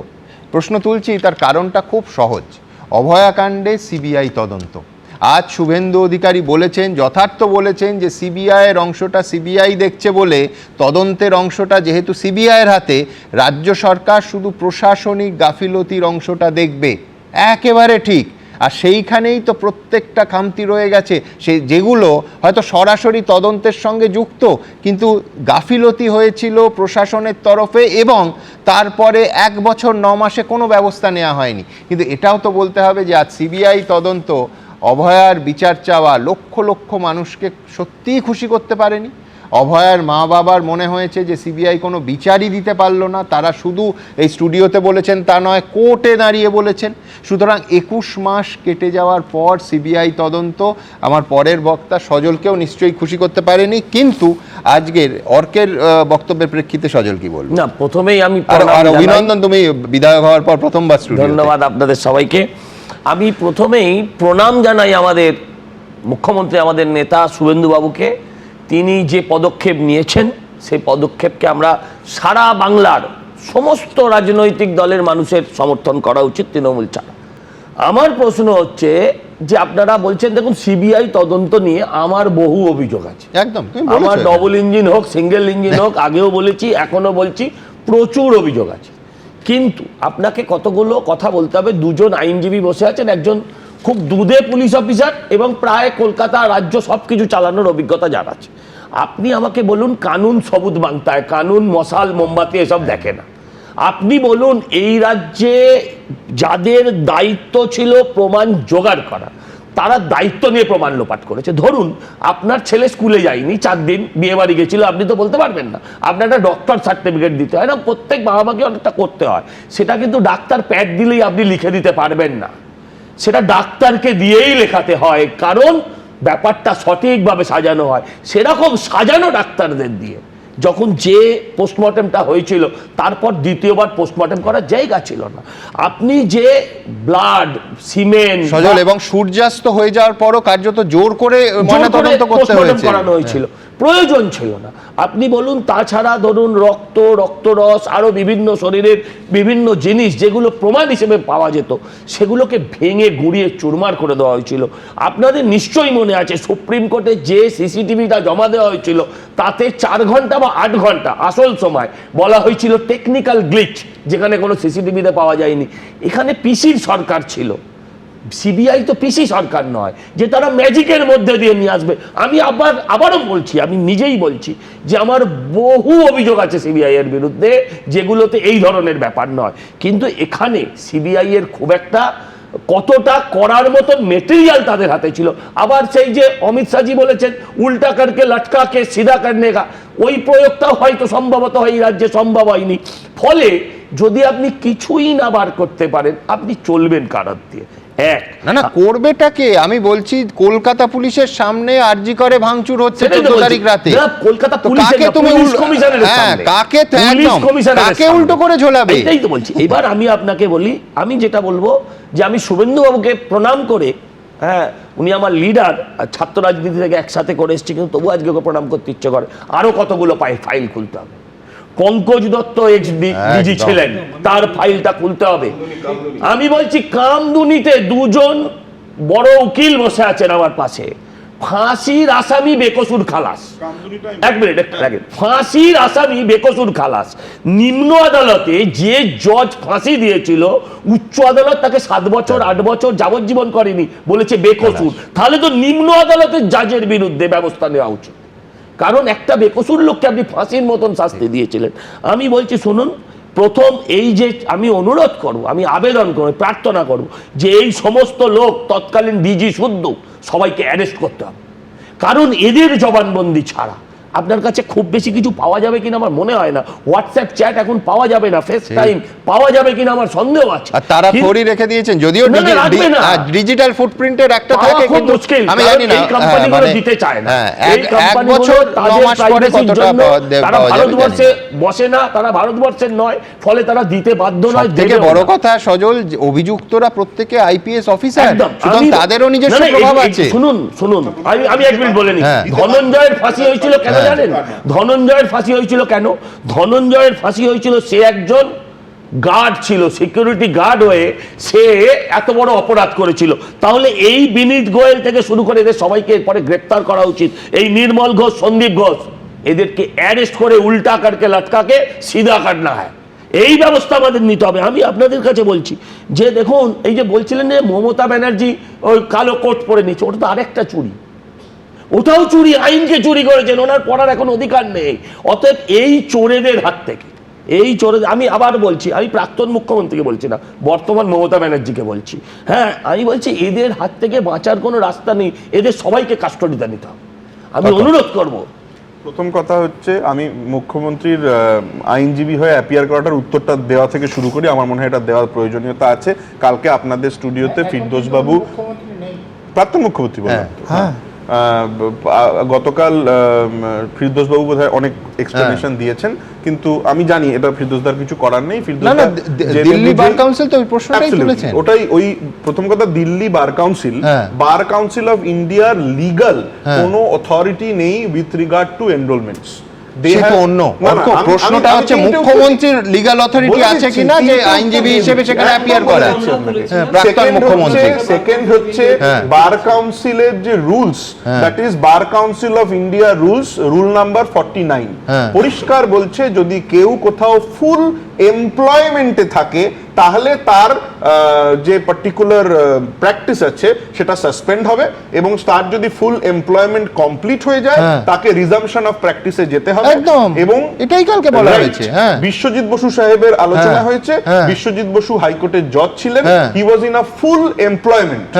পার্টিকুলার সুপ্রিম মুখ্যমন্ত্রীর সঙ্গে কি তফাৎ বলে দিচ্ছি, সুপ্রিম 4 তারিখ অবধি ফুল এমপ্লয়মেন্ট ছিল না। সুপ্রিম কোর্টের অর্ডারস আছে যেখানে বলছে লেজিসলেচার, আজকে যেমন সজলদা is an elected member of legislative assembly, উনি কিন্তু কারুর এমপ্লয় নন, উনি কিন্তু মাইনে পান বা পাবেন, উনি কিন্তু কারুর এমপ্লয় নন। এমএলএ সুবাদে উনি কিছু দায়িত্ব পালন করতেই পারেন যদি ওনাকে মন্ত্রী করা হয়, স্পিকার করা হয়, মুখ্যমন্ত্রী করা হয়, সেটা কিন্তু এমপ্লয়মেন্ট নয়। সেই জন্য at any point of time কিন্তু একজন এমএলএ আর চিফ মিনিস্টারের একই আইনি বৈধতা আছে। মন্ত্রীর স্যালারি জানতো না, তুমি বলছো সেটার office of chief minister private centre শুধু নয়, তিনি তো বেতন নিচ্ছেন। অশোক সেন কেন্দ্রের মন্ত্রী ছিলেন, কেন্দ্রে তখন একটা বার ছিল না, কেন্দ্রের মন্ত্রী থাকাকালীন এবং মন্ত্রী আগে পরে তিনি কিন্তু হাইকোর্টে প্র্যাকটিস করেছেন। সিদ্ধার্থ শঙ্কর রায়, না আবার আমি টেকনিক্যাল করতে যাব, ইন পারসন নাকি অ্যাজ অ্যান অ্যাডভোকেট? আমি মুখ্যমন্ত্রী এক্সাম্পল দিয়ে বলি, সিদ্ধার্থ শঙ্কর রায় চিফ মিনিস্টার ছিলেন, আপনি জানেন, তার আগে পরে উনি গভর্নর ছিলেন, উনি কেন্দ্রের মন্ত্রী ছিলেন, অ্যাম্বাসেডর ছিলেন, এই কোন পদই তখন এই নিয়মটা ছিল কি না, দ্যাট ইজ দ্য কোশ্চেন। ছিল এবং এতে কোনো গন্ডগোল নেই। আমার দেখুন, এখানে এমবিবিএস পাস করে প্র্যাকটিস করা যায় না, রেজিস্ট্রেশন নিতে হয়, তারপর প্র্যাকটিস। একদম তাই, ওকালতিও তাই। তো এলএলবি পাস করে প্র্যাকটিস করা যায় না, রেজিস্ট্রেশন নিয়ে প্র্যাকটিস করতে হয়। তো ধরুন আমি এলএলবি পাস করে রেজিস্ট্রেশন নিয়েছি, কিন্তু ওখানে তো শর্ত আছে আইনে যে আমি যখন অন্য কাজ করব তখন আমি আর অ্যাডভোকেট হিসেবে প্র্যাকটিস করতে পারবো। আমি বলছি যে অফিস অফ প্রফিটের সংঘাত এখানে মানে লাগু হবে না হবে না? হবে, লাগু হবে। কারণ বলছি যখনই তিনি শুধু মুখ্যমন্ত্রী না, মন্ত্রী হচ্ছেন তখন তিনি শুধু লেজিসলেচারে নন, তিনি এক্সিকিউটিভ একদম, এবং তিনি বেতন নিচ্ছেন। হ্যাঁ, তার বেতন আছে, নিচ্ছেন কিনা সেটা পরের কথা, বেতন আছে, অত বেতন নিচ্ছে এটা ধরা হবে। অতএব তখন তার যে বারের লাইসেন্স সেটা চালু থাকতে পারে না। এখন আমার পরের প্রশ্ন, যে একবার সেই লাইসেন্সটা সাসপেন্ডেড হলো বা নিলম্বিত হলো, যাই টার্ম আপনি ব্যবহার করুন, দ্বিতীয়বার আবার তাকে প্র্যাকটিস করতে গেলে বারের কাছে তাকে আবেদন করে সেটা সক্রিয় করতে হবে, এবং তার জন্য একটা বৈঠকের দরকার হয়, যেটাই মাননীয় বিচারপতিরা বলছিলেন। তার বক্তব্য যে জানুয়ারির পর থেকে আমায় তো বলা হয়েছিল কোনো বৈঠকই হয়নি, তাহলে কি করে, কোন জাদুতে? মুখ্যমন্ত্রী ছিলেন 15 বছর, তো তখন তো উনি প্র্যাকটিস করতে পারেন না, যদিও গিয়েছিলেন সেটা কিন্তু সুপ্রিম কোর্ট নিয়ে আমি প্রশ্ন তুলছি না। কিন্তু এবার আমার আজকের বিষয়ে আসতে হবে, সেটা হচ্ছে একেবারে খুব স্পষ্ট করে বলছি যে আরজি কর যেখান থেকে শুরু করেছিলাম, সেই আরজি করের ঘটনা ঠিক কিভাবে গোটা পৃথিবীকে আলোড়িত করেছিল, দ্রুত একবার দেখিয়ে নেব। এই 3 জনকে আমরা আজকে সাসপেন্ড করলাম এবং এইচএস এর গাইডেন্সে, সিএস এর গাইডেন্সে HS as per the rules যা আছে ক্যাডার রুল, সেটা মেনে ডিপার্টমেন্টাল ইনকোয়ারি এবং প্রসিডিংস স্টার্ট করবে। এবার বিচারটা হবে, সবে শুরু। বিজেপি ক্ষমতায় আসতেই খুলল আরজিকর ফাইলস। কলকাতার তৎকালীন পুলিশ কমিশনার বিনীত গোয়েল, তৎকালীন ডিসি সেন্ট্রাল ইন্দিরা মুখোপাধ্যায় ও তৎকালীন ডিসি নর্থ অভিষেক গুপ্তকে সাসপেন্ড করলেন মুখ্যমন্ত্রী। আমরা ওই মিসহ্যান্ডেলিং আর পরিবারকে বেআইনিভাবে অর্থ অফার করা, আর একজন ডিসি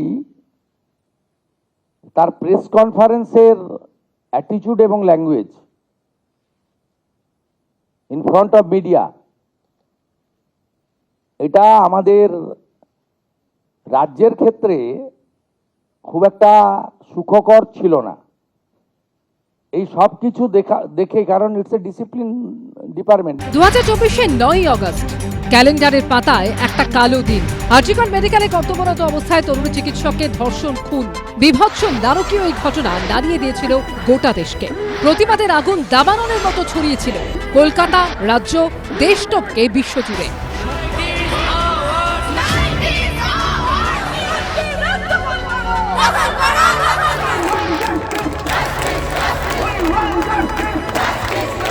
সে বছর 14ই আগস্ট মধ্যরাতে তৈরি হয়েছিল নতুন ইতিহাস।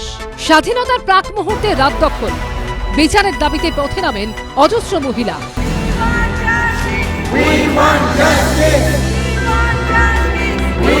কলকাতার পুলিশ কমিশনারের ইস্তফা চেয়ে জুনিয়র ডাক্তারদের লালবাজার মিছিল, শিরদাঁড়া হাতে পদযাত্রা, সল্টলেক স্বাস্থ্য ভবনের সামনে জুনিয়র ডাক্তারদের অবস্থান, অনশন, নবান্নে মুখ্যমন্ত্রীর সঙ্গে জুনিয়র ডাক্তারদের বৈঠক। শেষমেশ আন্দোলনের চাপে বাধ্য হয়ে তৎকালীন পুলিশ কমিশনার বিনীত গোয়েলকে সরাতে বাধ্য হন মমতা বন্দ্যোপাধ্যায়। পরে আরজিকর কাণ্ডে সিভিক ভলেন্টিয়ার সঞ্জয় রায়কে দোষী সাব্যস্ত করে আমৃত্যু কারাদণ্ডের নির্দেশ দেয় আদালত। কিন্তু তারপরেও নিহত চিকিৎসকের মা বাবার দাবি প্রকৃত বিচার তারা পাননি। এই আবহে ক্ষমতায় এলে ফাইল খোলার হুঁশিয়ারি আগেই দিয়ে রেখেছিলেন খোদ প্রধানমন্ত্রী। हर घोटाले, हर करप्शन और बेटियों के साथ हुए हर अन्याय, हर रेप केस की फाइलें खुलेगी। অভয়ার মা আজ বিজেপি বিধায়ক, ক্ষমতায় বিজেপি, মসনদে বসার এক সপ্তাহের মধ্যেই অ্যাকশন। ইনিশিয়ালি আমরাই 3 জনকে সাসপেন্ড করলাম due to mishandling and offering bribe to the victim family and organized press conference without the permission from the appropriate authority. Mr. Binit Goel, Srimati Indira Mukherjee, Sri Abhishek Gupta. ফাইলটা তো খোলা হয়েছে।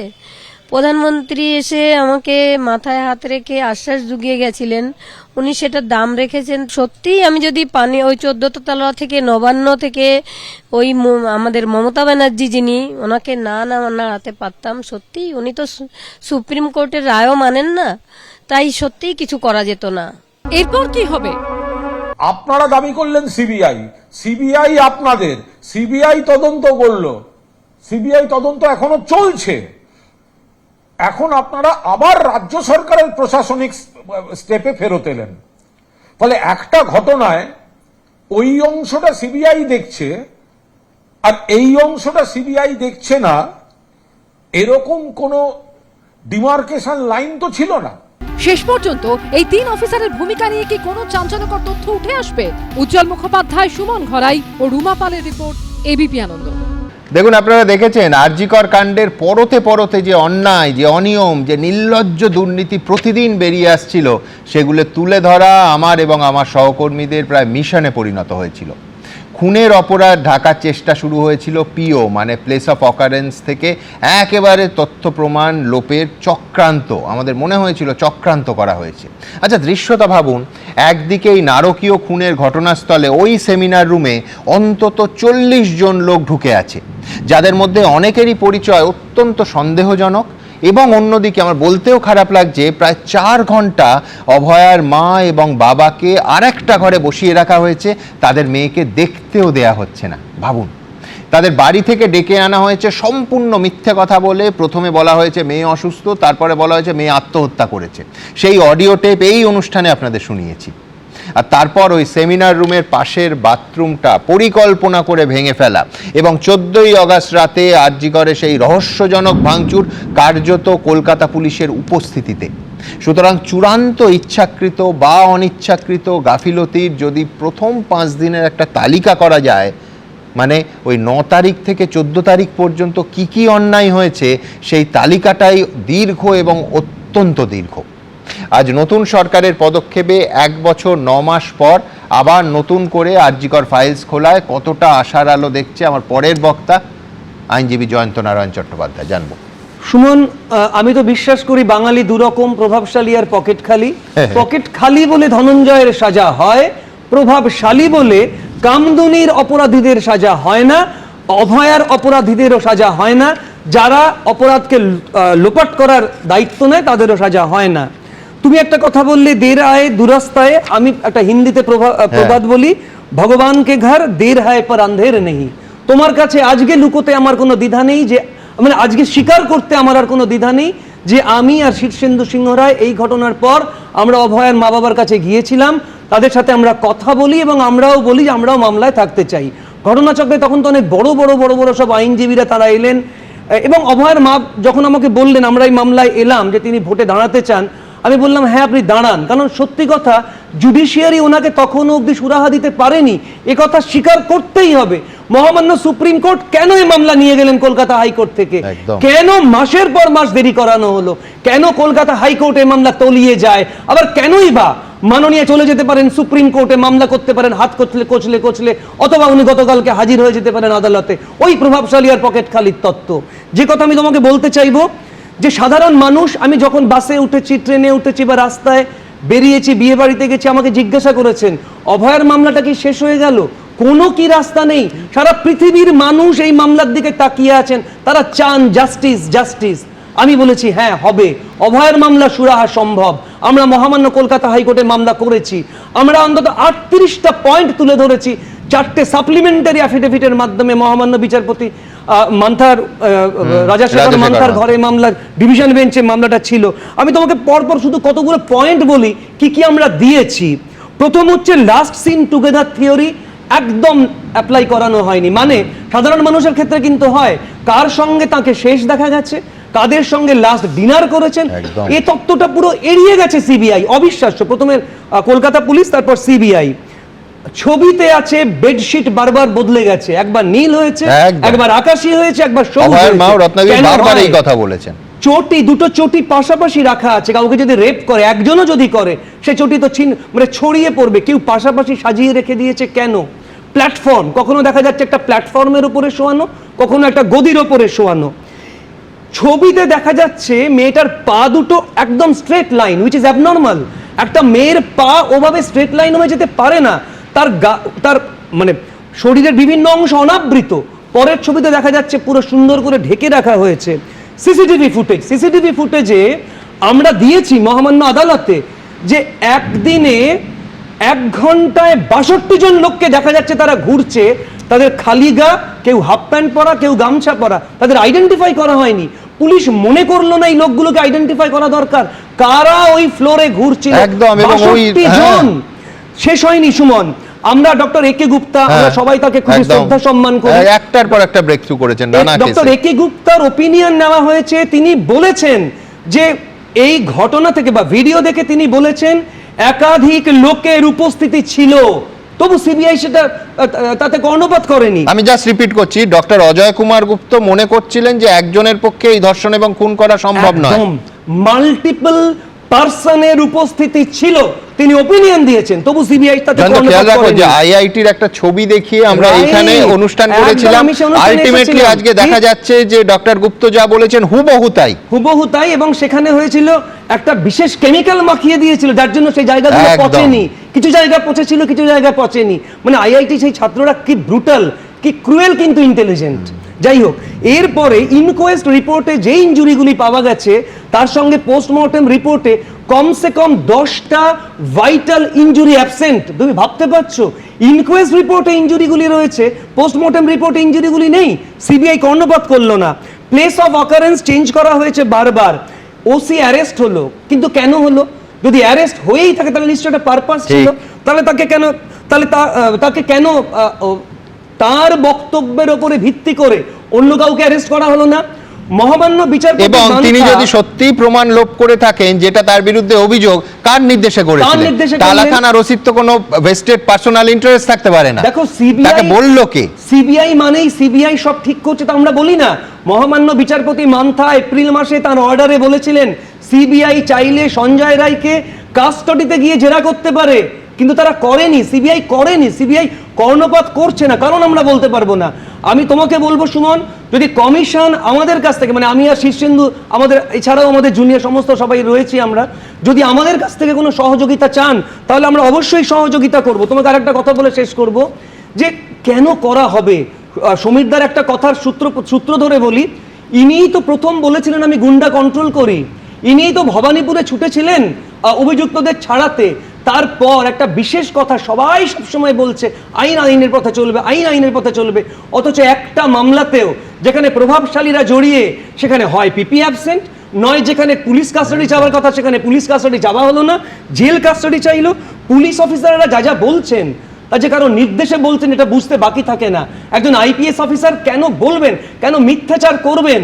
শেষ করব এই বলে যে ডাক্তারবাবুরা যে মেরুদণ্ডটা দিয়ে এসেছিলেন বিনীত গোয়েলকে, সেই মেরুদণ্ডটা কোথায়? আমার মনে হয় যে পুলিশ কর্মচারীরা এখন কাজ করছেন প্রত্যেকে ইউজ করুন সেই মেরুদণ্ড। একটা অ্যাড করি, সব জায়গায় শুধু প্রভাবশালী নয়। যেমন কামদুনিতে হয়েছিল, দুধেল গাইরা অ্যাকিউজ ছিল। এই দুধেল গাইদের বাঁচাতে গিয়ে উনি অত বড় একটা ক্রাইমকে পুরো লুকিয়ে ফেললেন। এবং সেই কামদুনির মামলায় আমরা ছিলাম। কামদুনি মামলায় তো কনভিকশন হয়েছে, কনভিকশন ভাই, হয়েছে, আমরা তার ছিলাম- মানে আমরা ছিলাম আমি আপনাকে ছোট বড় কিছুই বলছি না, আমি বলছি কামদুনি মামলায় লোয়ার কোর্টে কনভিকশন হয়েছিল, পরবর্তীকালে যখন হাইকোর্টে মামলাটা যায় তখন acquitted হয়েছে। জয়মাল্য বাগচির না পুরো অ্যাকুইটেড হয়নি, না না না না না, অন্যতম মূল অভিযুক্ত। হ্যাঁ, একজনকে এবং অর্থ এর কি ব্যাখ্যা দেওয়া যাবে যদি 11 বা 14 জন পাবলিক প্রসিকিউটর একটা মামলার থেকে তাকে চেঞ্জ করে দেওয়া হয়? এ কি ব্যাখ্যা আছে বলো? আরেকটা উদাহরণ দাও তো। যে পাবলিক প্রসিকিউটর সেখানে তো কনভিকশন হয়েছে। না না, আমি আপনার পাবলিক প্রসিকিউটর চেঞ্জ করার পরেও তো ফাঁসির আদেশ দিয়েছিল লোয়ার কোর্ট, পরবর্তীকালে অর্ডারে সেটা ঘুরিয়ে দেওয়া হয়। 14 জন পিপি বদলটা কি লোয়ার কোর্টে হয়েছিল না আপার কোর্টে হয়েছিল? লোয়ার কোর্টে হয়েছিল। লোয়ার কোর্টে। হাইকোর্টে কতদিন সময় লেগেছিল? দেখুন আপনি হাইকোর্টে 10 বছরের বেশি সময় লেগেছে। অ্যাবসলিউটলি, 10 বছরের বেশি। আমি আপনাকে বলি ভারতবর্ষের ইতিহাসে হাইকোর্টে সেদিনকার জাজের রুলিং এর সাথে জাজের কমেন্টটা বার করুন, আপনাদের আর্কাইভে আছে। একদম। তিনি বলেছিলেন যে আমি অনেক দুঃখিত মনে এই বিচার দিচ্ছি, কারণ সঠিক বিচার হয়নি, পুলিশ প্রমাণ আমি বলছি সদর প্রমাণের ভিত্তিতে রায় দিতে হয়। আমি একটা লাইন বলি, আজ অবধি ভারতবর্ষের ইতিহাসে কটা মনে করে যে ফাঁসির আসামি বেকসুর খালাস হয়ে গেছে। সজল, আমি একটা উদাহরণ দেবো, 1 সেকেন্ড, না, নজির যেটা থাকুক সবচেয়ে না তুমি থাকুক, কোর্ট বাসা সজল 1 মিনিট, আমার একটা অন্য উদাহরণ, কোর্ট বাদ দিক, অর্ক কোর্ট বলছে, জয়ন্ত কোর্ট বলছে, আমরা ওটা বাদে একটা যুক্তি আছে। কেন ওই ঘটনার পরে কামদুনিতে পুলিশ প্রশাসন দিয়ে কামদুনির লোকের উপর অত্যাচার করেছে এই তৎকালীন রাজ্য সরকার? সেই উত্তরটা দিক। এই প্রশ্নের মধ্যে সব লুকিয়ে আছে। বেশ বেশ, আমি এইখান থেকে আরজি করে আসবো। আপনারা জানেন একেবারে একটা রাজনীতির অংশও আছে, যে বিজেপি সরকার গঠন হওয়ার পরেই বিজেপির রাজ্য সভাপতি শ্রমিক ভট্টাচার্য এই স্টুডিওতে এসেছিলেন। শ্রমিক খুব গুরুত্বপূর্ণ একটা কথা বলেছিল, যে মমতা বন্দ্যোপাধ্যায়ের সরকারের বিরুদ্ধে আসল গণভোটটা হয়ে গেছিল ওই 14ই আগস্ট রাত দখলের রাতে। খুব গুরুত্বপূর্ণ কথা, আবার বলছি, দেখে নি কি বলেছিল। এই যে রাত দখল হয়েছিল সেটাকে শুধুমাত্র আর্জি করে, আমি তার প্রতি পূর্ণ সহানুভূতি রেখে বলি, শুধু কি মেয়েটির জন্য হয়েছিল? মানে একটা অনবরত জনরোষ, মানে সেটার একটা বিস্ফোরণ ঘটেছিল সেই দিন, রাতের পর রাত দখল হয়ে গেছে। তো সেদিনই তো পশ্চিমবঙ্গে নির্বাচন হয়ে গেছে, গণভোট সেদিন হয়ে গেছে। সেদিন জেনজি, যেদিন যুব ভারতী ক্রীড়াঙ্গনে চোর চোর বলে একটা সরকারের দিকে তাকিয়ে চিৎকার করছে, যারা মেসিকে দেখতে গেলেন তারা টুসিকে দেখতে পেলেন, দেখে চিৎকার। তো সেদিনই তো ভোট হয়ে গেছে। আমি সেই আত্মবিশ্বাস থেকেই বলেছিলাম যে একটা খুব দুটো ইম্পর্টেন্ট লাইন তুমি বললে। এক হচ্ছে যে সেই দিন পশ্চিমবঙ্গে গণভোটের রায় বেরিয়ে গেছে, যেদিন রাত দখলের জন্য অসংখ্য সাধারণ মানুষ, পুরুষ মহিলা বয়স নির্বিশেষে তারা রাস্তায় নেমেছিলেন সেই দিন। এটা আমি তোমার সঙ্গে একমত, কিন্তু আমি বলছি যে সেদিন একটা ইঙ্গিত পেয়েছিলে যে সাধারণ মানুষের পুঞ্জীভূত ক্ষোভটা অভয় ইস্যুতে বেরিয়ে এসেছিল, কিন্তু সেটা কি প্রচন্ড সেটা তোমরা ইঙ্গিত পেয়েছি? না, সেটা আমি তো পেয়েছি, আমি সেই আত্মবিশ্বাস থেকেই, সেই বিশ্বাস থেকেই। এই অন্যায়ের প্রতিবাদের পাশাপাশি কিন্তু ক্রমশ একটা হতাশাও বাড়ছিল বৃহত্তর বঙ্গ সমাজে। অভয়ার পরিবারের মতোই সাধারণ মানুষ হতাশ এবং বিরক্ত হচ্ছিলেন এই ভেবে যে না, ওই অসহায় মেয়েটার খুনের কোনো বিচার হলো না। অভয়ার মা এবং বাবার মতো মানুষও ভাবছিলেন যে এই সিস্টেমটাই এমন যে ক্ষমতাশালীরা যা ইচ্ছে তাই করে পার পেয়ে যায়। এমনকি যে ঘটনা দেখে সুপ্রিম কোর্টের মাননীয় বিচারপতি JB পারদিওয়ালা বলেছিলেন যে তার 30 বছরের বিচারপতির কেরিয়ারে তিনি এমন ঘটনা দেখেননি, সেই ঘটনারও সুবিচার দিতে পারে না এই ঘুণ ধরা সিস্টেম। আমার পরের বক্তা অধ্যাপক শুভময় মৈত্র কি মানবেন যে বিজেপি সরকারের আজকের এই কয়েকটা পদক্ষেপ কোথাও একটা সেই হতাশ সাধারণ মানুষের মনে কিছু একটা আশার আলো জ্বালতে পেরেছে?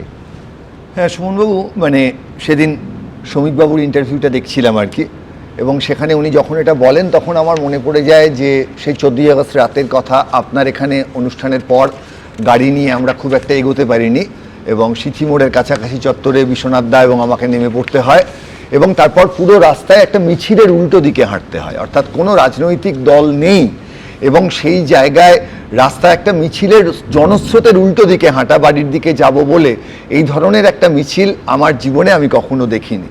এবং সেইখানে মানুষের ক্ষোভটা একেবারে পরিষ্কার ছিল।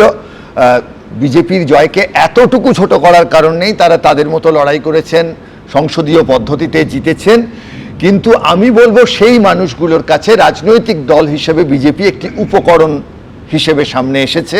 তাদেরকে ব্যবহার করে মানুষ বুঝতে পেরেছেন এই সরকারকে সরানোর জায়গায় এই দলটি এই মুহূর্তে সবচেয়ে উপযুক্ত জায়গায় আছে এবং তারা তাকে সঙ্গে নিয়েছেন। ফলে শ্রমিকবাবু যে কথাটি বলেছেন যে শুধু এই ক্ষোভটা কেন, আরও প্রচুর ক্ষোভ, যে ক্ষোভগুলো একসঙ্গে মিলেমিশে কিন্তু ধীরে ধীরে পুঞ্জীভূত মানুষকে একেবারে পথে নামিয়েছে। এবং অবশ্যই বিজেপি তারা একটি রাজনৈতিক দল, তারা কৌশলগত অবস্থান নেবেন এবং তারা, আমার ধারণা তখন থেকেই একটা সংগঠন ভিত্তিক দল, তারা বুঝতে পারছিলেন। আমায় একটুখানি কিন্তু অভিজিৎ গঙ্গোপাধ্যায়ের কথায় আসতেই হবে এই প্রসঙ্গে। পশ্চিমবঙ্গে এই দুর্নীতি এবং দুর্বৃত্তায়নের বিরুদ্ধে সরাসরি কথা বলা তিনি শুরু করেছিলেন এবং আমার মনে পড়ে এই ধরনের একটি আন্দোলনের দিনে তিনি এবং রুদ্রনীল যখন একসঙ্গে গেছিলেন সেই আন্দোলনে যোগ দিতে, তাদেরকে সরিয়ে দেওয়া হয়েছিল এবং তারা এতটুকু বিরক্ত হননি, তারা বলেছিলেন আমাদের গো ব্যাক বলা ওদের অধিকার আছে। এবং একই সঙ্গে অন্য রাজনৈতিক দল যারা তৃণমূল বিরোধী তারাও যখন তাদের সরিয়ে দেওয়া হয়েছে তারা সরে গেছেন। এবং এইখানে আর কাউকে সরাই না না, অনেক রাজনৈতিক দলকেই সরিয়েছে। যাই হোক, আমরা আজকে সজল দা আপনি জয়ী হয়েছেন, আমরা সকল মানুষকেই বলি যারা বিরুদ্ধে গেছেন। এবং একই সঙ্গে আমার পানিহাটির তথ্য দেখছিলাম যে 33.8% ভোট পেয়েছেন তৃণমূলের প্রার্থী, এবং সেইখানে একটা প্রশ্ন উঠবে যে তৎসত্ত্বেও তৃণমূলের প্রার্থী কি করে এই ঘটনার পর 33.8% ভোট পেলেন। যারা নির্বাচনে ভোট দিয়েছেন তাদের প্রতি সম্পূর্ণ শ্রদ্ধা এবং সম্মান রেখে এই মায়ের কান্না আজকেও গলা ধরে আসছে। এগুলো দেখার পর নির্বাচনে কোন রাজনৈতিক ভাবনায় দাঁড়িয়ে মানুষকে এরপরেও সেইখানে তৃণমূল প্রার্থীর পক্ষে ভোট দিতে হয়েছে যারা এই বিষয়গুলোর সঙ্গে যুক্ত ছিলেন। এবার একটা প্রশ্ন আসছে যে একটা ঘটনা, জয়ন্তবাবুও বলছেন যে আইন ব্যবস্থা যেটা পায়নি সেই ব্যবস্থাটা অভয়ার মা লড়াই করে ফিরিয়ে আনলেন গণতান্ত্রিক একটা লড়াইয়ের মাধ্যমে। নরেন্দ্র মোদী মহাশয় এসে তার পাশে বসলেন। সুপ্রিম কোর্টের জজ সাহেব আঁতকে উঠেছিলেন মনে হয় যে সোনবাবু একটা কোনো কাগজ পড়ে বন্ধ খামে তার হাতে দেয়া হয়, তিনি পড়ে একেবারে। আজকে মানুষ কি জানতে চাইবে না যে তার মধ্যে কি ছিল যার জন্য একজন জজ সাহেব আঁতকে উঠছেন, কি লেখা ছিল? এই যে এবং একজন জজ সাহেব বলতে পারেন যে 30 বছরে তিনি এরকম ঘটনা দেখেন কি ছিল। সজল দ্বারা তো এখন পাওয়ারে আছেন, নিশ্চয়ই দেখবেন আত্মহত্যার একটা ফোন গেছিল।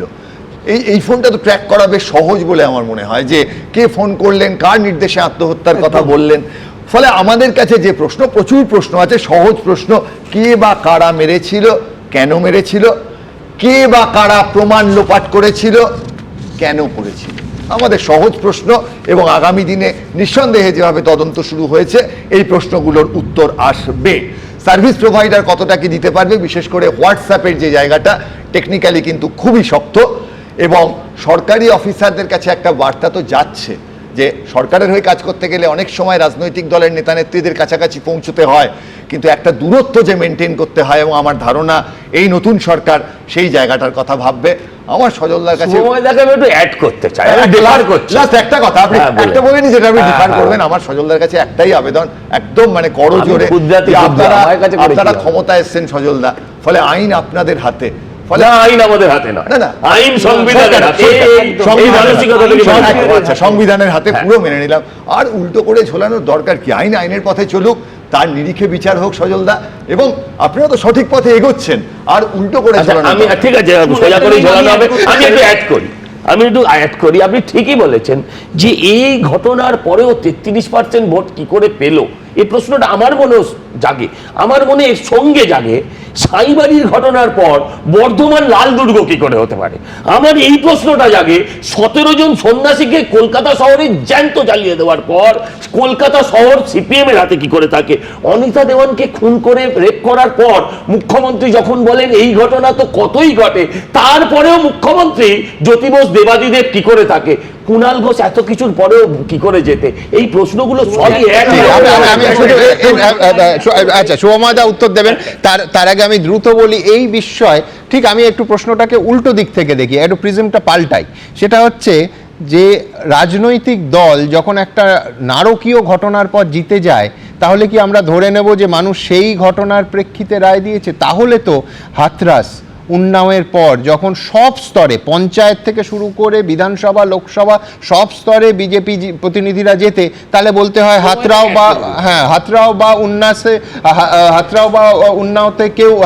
উন্নাওতে কেউ কোনো অন্যায় করেনি, তা তো নয়।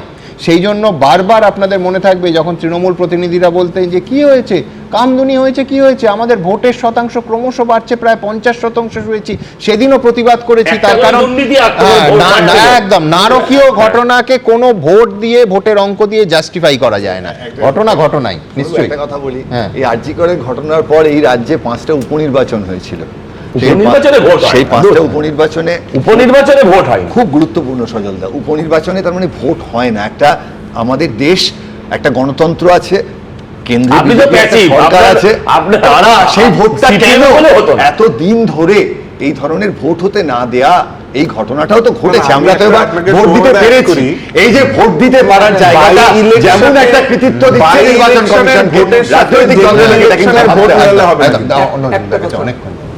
ভোটে জেতাটা মানুষ যিনি জিতছেন তাকে ভোট দেয় এরকম নয়। আমাদের এখানে পরপর ভোটে গুন্ডা বদমাশরা যারা বিরোধীদের ভোট দিতে যায় তাদেরকে বাড়ি থেকে বের হতেই দেয় না। আর এবার ভোটেও এরকম ঘটনা ঘটেছে যে একজন মহিলা ভোট দিতে গিয়ে বুথে ঢুকেছেন, তার ভোটটা অন্য গুন্ডা দিয়ে দিচ্ছে। আগের ভোটে এরা অনেক বেশি হতো। অতএব অপরাধ করার পর অপরাধ করেই তারা ভোটে জিতছে, লোক ভালোবেসে তাদেরকে। যেহেতু আইনের শাসনের কথা বললেন শুভময়দা, আমি সেই পয়েন্টে বলি, এই যে 3 জনকে সাসপেন্ড করা হলো, 3 জনের বিরুদ্ধে ডিসিপ্লিনারি প্রসিডিং হবে, 3 জনের নিজস্ব সার্ভিস রুলস আছে।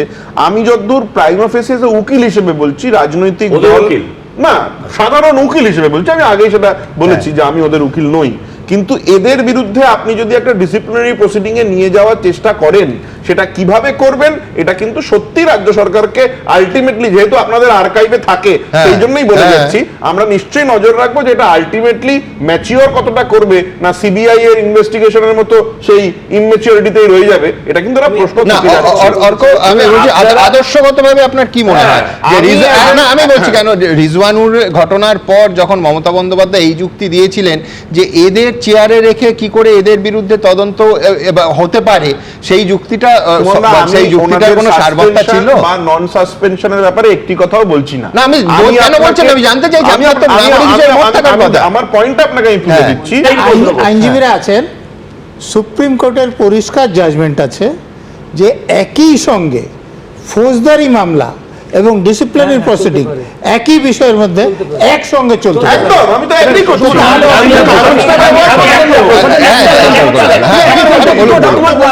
পারে। আমি একটা কথা বলি, আমি জানি না এই অনুষ্ঠান আমাদের বর্তমান মুখ্যমন্ত্রী দেখছেন কিনা, কিন্তু সমিতা তোমার মনে আছে যেদিন পঙ্কজ দত্তকে বটতলা থানায় নিয়ে গিয়ে হেনস্থা করা হলো, আমি তোমাকে ফোন করেছিলাম আর ফোন করেছিলাম বঙ্গ টিভি রোজিনাকে, রোজিনা ওখানে উপস্থিত হয় এবং সেখানে স্থানীয় মহিলাদের দিয়ে তাকে জুতোর মালা পরিয়ে হেনস্থা করা হবে বলে ঠিক করা হয়েছিল।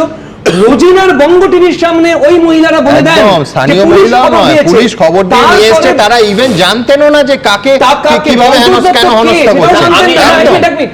বিরোধী দলনেতা তখন বর্তমান মুখ্যমন্ত্রী, তিনি কিন্তু বলেছিলেন যে এর আমরা শেষ দেখে ছাড়বো।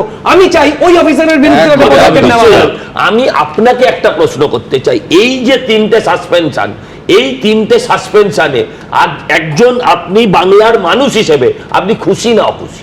আমি প্রথমেই বক্তব্য আগে শুরু করেছিলাম যে অভয়ার মা আজকে যে আনন্দের কথা বলেছেন, না আমার সেটা বলতেই হবে। অভয়ার মা যে বক্তব্যটা আজকে উনি বলেছেন তাতে উনি যদি বিচারে খুশি হন, সারা বাংলার সঙ্গে আমরাও খুশি, কিন্তু এই বিচারটা যেন হয়, দি justice must not should be done, it should also be seen. মানুষ যেন এটা যেন একটা খাতার মধ্যে রয়ে গেল।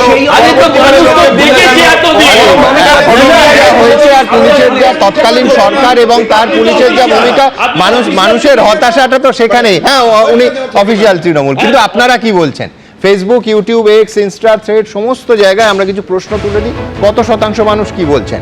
ফের খুললো আরজিকর ফাইলস। অভয়া এবার ন্যায় বিচার পাবে বলে কি আপনারা মনে করেন? ন্যায় বিচার পাবে অভয়া এ কথা মনে করেন 91% মানুষ, পাবে না এখনো মনে করেন 8%, বলতে চাননি 1%। সাসপেন্ড 3 আইপিএস, পদে পদে প্রশ্নের মুখে পুলিশের ভূমিকা, দায় এড়াতে পারেন প্রাক্তন পুলিশ মন্ত্রী, যিনি অবশ্যই মুখ্যমন্ত্রী। 20% মানুষ বলছেন যে হ্যাঁ তার কোনো দায় নেই, 79% মানুষ বলছেন না তার অবশ্যই দায় আছে, বলতে চাননি 1%। ঘটনাস্থলে বহিরাগতদের ভিড়, সংলগ্ন বাথরুম ভেঙে গুড়িয়ে দেওয়া, হাসপাতালে মধ্যরাতের তাণ্ডব, এই সমস্ত প্রশ্নের উত্তর কি এবার মিলবে বলে আপনার মনে হয়? মিলবে এমনটা মনে করছেন 68% লোক, মিলবে না এখনো মনে করছেন 30%, বলতে চাননি 2%।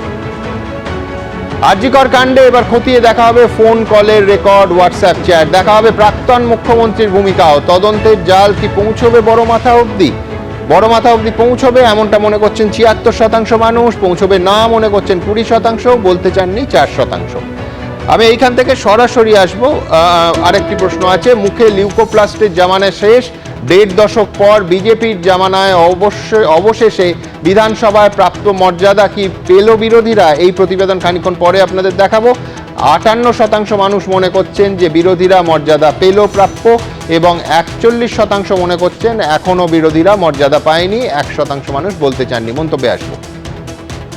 সুছন্দ বসু লিখছেন, অভয়ার প্রকৃত বিচারের আশায় গোটা রাজ্য আবার বুক বাঁধছে। সুব্রত পাল লিখছেন, বিগত সরকারের আমলে অভয়াকাণ্ডে এতদিন বিচারের বাণী নীরবে কেঁদেছে। বিদ্যুৎ নায়ক লিখছেন, শুধু ফাইল খুললে হবে না, উপযুক্ত তদন্ত করে চরম শাস্তির ব্যবস্থা না করা পর্যন্ত অভয়ার আত্মা শান্তি পাবে না। শর্মিষ্ঠা দত্ত লিখছেন, নতুন সরকার যেভাবে মানুষের প্রত্যাশা পূরণে নজর দিয়েছে, জনগণ বহুদিন পর আশার আলো দেখতে পাচ্ছে। তন্ময় চট্টোপাধ্যায় লিখছেন, আইপিএসদের তো সাসপেন্ড করা হলো, কার নির্দেশে তারা কাজ করেছিলেন সেটাও খুঁজে বার করা হোক। আর ঠিক এইখান থেকে আমি আমার পরের প্রতিবেদন আপনাদের সামনে রাখবো, যেটা ঘরছাড়াদের নিয়ে এবং অবশ্যই পোস্ট পোল ভায়োলেন্স নিয়ে। আজকে শোভনদেব চট্টোপাধ্যায় বলেন যে একেবারে ভোট পরবর্তী হিংসায় বহু মানুষ ঘর ছাড়া, তাদের ঘরে ফেরাতে হবে। সঙ্গে সঙ্গে পাল্টা শর্ত দেন মুখ্যমন্ত্রী শুভেন্দু অধিকারী, পরিষ্কার বলেন প্রত্যেকে সসম্মানে ঘরে ফিরবেন, পুলিশ ব্যবস্থা করবে তারা যাতে নিরাপদে ঘরে ফিরতে পারেন এবং সসম্মানে ফিরবে। কিন্তু ওই 21-এর ভয়ঙ্কর যে সন্ত্রাস, সেই যাদের এফআইআর নেম, ভোট পরবর্তী হিংসায় যারা অভিযুক্ত, তাদের কিন্তু জেলে যেতে হবে। কি বলেছেন মুখ্যমন্ত্রী দেখব। আপনারা স্লোগান দিয়ে বলেছিলেন ভয় নয় ভরসা, আজকে ভরসা নেই, কিন্তু ভয় 4 গুণ বেড়ে গেছে। যদি কেউ ঘর ছাড়া থাকে, আপনি মাননীয় ডিজিপির কাছে তালিকা দেবেন। বৃহস্পতিবার ভোট পরবর্তী সন্ত্রাসের অভিযোগ তুলে হাইকোর্টের দ্বারস্থ হয়েছিলেন প্রাক্তন মুখ্যমন্ত্রী মমতা বন্দ্যোপাধ্যায়। 24 ঘন্টার মধ্যে শুক্রবার বিধানসভায় দাঁড়িয়ে কেউ ঘরছাড়া থাকলে তাকে সসম্মানে বাড়িতে পাঠানোর আশ্বাস বাণী শোনালেন বর্তমান মুখ্যমন্ত্রী শুভেন্দু অধিকারী। সেই সঙ্গে একটি শর্তও রাখলেন, তা হল 2021-এর ভোট পরবর্তী সন্ত্রাসে অভিযুক্ত হিসেবে কারোর নাম থাকলে চলবে না। শুক্রবার ভোট পরবর্তী সন্ত্রাস ইস্যুতে উত্তপ্ত বাক্য বিনিময় হয় বিধানসভার ভিতরে। বলেছিল তাদের হাড়গোড় ভেঙে দেওয়া হবে, আমি বলবো সে যেন এবার বেরোয়। আজকে পোস্টপোল ভায়োলেন্স থেকেও এদের মুখে আসে, নির্লজ্জ বেহায়া না হলে। থামো থামো, চুপ চুপ চুপ, চুপ করিয়ে দেবো, আস্তে। তবে শুক্রবার বিধানসভার অধিবেশনের শুরুটা হয়েছিল সৌজন্য দিয়ে। সর্বসম্মতিক্রমে কোচবিহার দক্ষিণের বিজেপি বিধায়ক রথীন্দ্র বসু অধ্যক্ষ নির্বাচিত হন। এরপর মুখ্যমন্ত্রী শুভেন্দু অধিকারী ও বিরোধী দলনেতা শোভনদেব চট্টোপাধ্যায় দুজনে একসঙ্গে নবনির্বাচিত অধ্যক্ষকে তার আসন পর্যন্ত পৌঁছে দেন। এরপর ভোট পরবর্তী সন্ত্রাসের অভিযোগ তোলেন বিরোধী দলনেতা। আমরা আশ্বস্ত হয়েছিলাম যে নির্বাচনে জেতার পর ভয় থাকবে না, ভরসা থাকবে, অথচ আজকে আমাদের অসংখ্য মানুষের বাড়ি ছাড়া, হাজার হাজার মানুষ আজকে বাড়ি ছাড়া হয়ে গেছে। আজকে ভরসা নেই, কিন্তু ভয় 4 গুণ বেড়ে গেছে। এরপরই সরকারের অবস্থান স্পষ্ট করে দেন মুখ্যমন্ত্রী। যদি সম্মানীয় রাজনৈতিক ব্যক্তিত্ব থাকে যাদের বিরুদ্ধে 2021-এর পোস্টপোল ভায়োলেন্সের অভিযোগ নেই, তাকে সসম্মানে এলাকার বিজেপির বিধায়ক এবং এসপি গিয়ে বাড়িতে ঢুকিয়ে দিয়ে আসবে। আর যদি 2021-এর পোস্টপোল ভায়োলেন্সের অভিযোগ থাকে, তাকে সরাসরি জেলে যেতে হবে। বৃহস্পতিবার হাইকোর্টে তৃণমূল দাবি করে ভোট পরবর্তী সন্ত্রাসে এখনো পর্যন্ত 10 জন খুন হয়েছেন। শুক্রবার এ নিয়ে ফ্যাক্ট ফাইন্ডিং কমিটি করার সিদ্ধান্ত নিয়েছে তৃণমূলের পরিষদীয় দল। ঠিক হয়েছে, আক্রান্তদের কাছে গিয়ে তাদের সঙ্গে দেখা করবেন তৃণমূল বিধায়কেরা। পুলিশের কাছে গেলে পুলিশ বলছে লিখে দিন আপনি বাড়ি ছাড়া হয়ে আছেন, নয় আপনি মাসির বাড়ি গিয়েছিলেন, আপনি পিসির বাড়ি গিয়েছিলেন। একটা মাৎসন্যায় চলছে পশ্চিমবাংলায়, চরম অত্যাচার চলছে কর্মীদের উপরেতে। একটা নির্বাচন হয়েছে পশ্চিমবাংলায় রক্তপাতহীন, লাশহীন, এই সাইন দেখিয়ে রক্তের ওপর দিয়ে, লাশের ওপর দিয়ে আজকে 150-র ওপর গুনতে হতো স্যার আপনাকে লাশ। বিজেপি যদি এই সরকার আবার ফিরে আসতো। 2021-এর বিধানসভা ভোটের ফল প্রকাশের পর ভয়াবহ হিংসার সাক্ষী থেকেছিল এ রাজ্য। 26-এ সরকার বদলেছে, ক্ষমতায় এসেছে বিজেপি। নতুন সংস্কৃতির সূচনা করতে চাইছে তারা। কৃষ্ণেন্দু অধিকারী, উজ্জ্বল মুখোপাধ্যায় ও আশাবুল হোসেনের রিপোর্ট, এবিপি আনন্দ।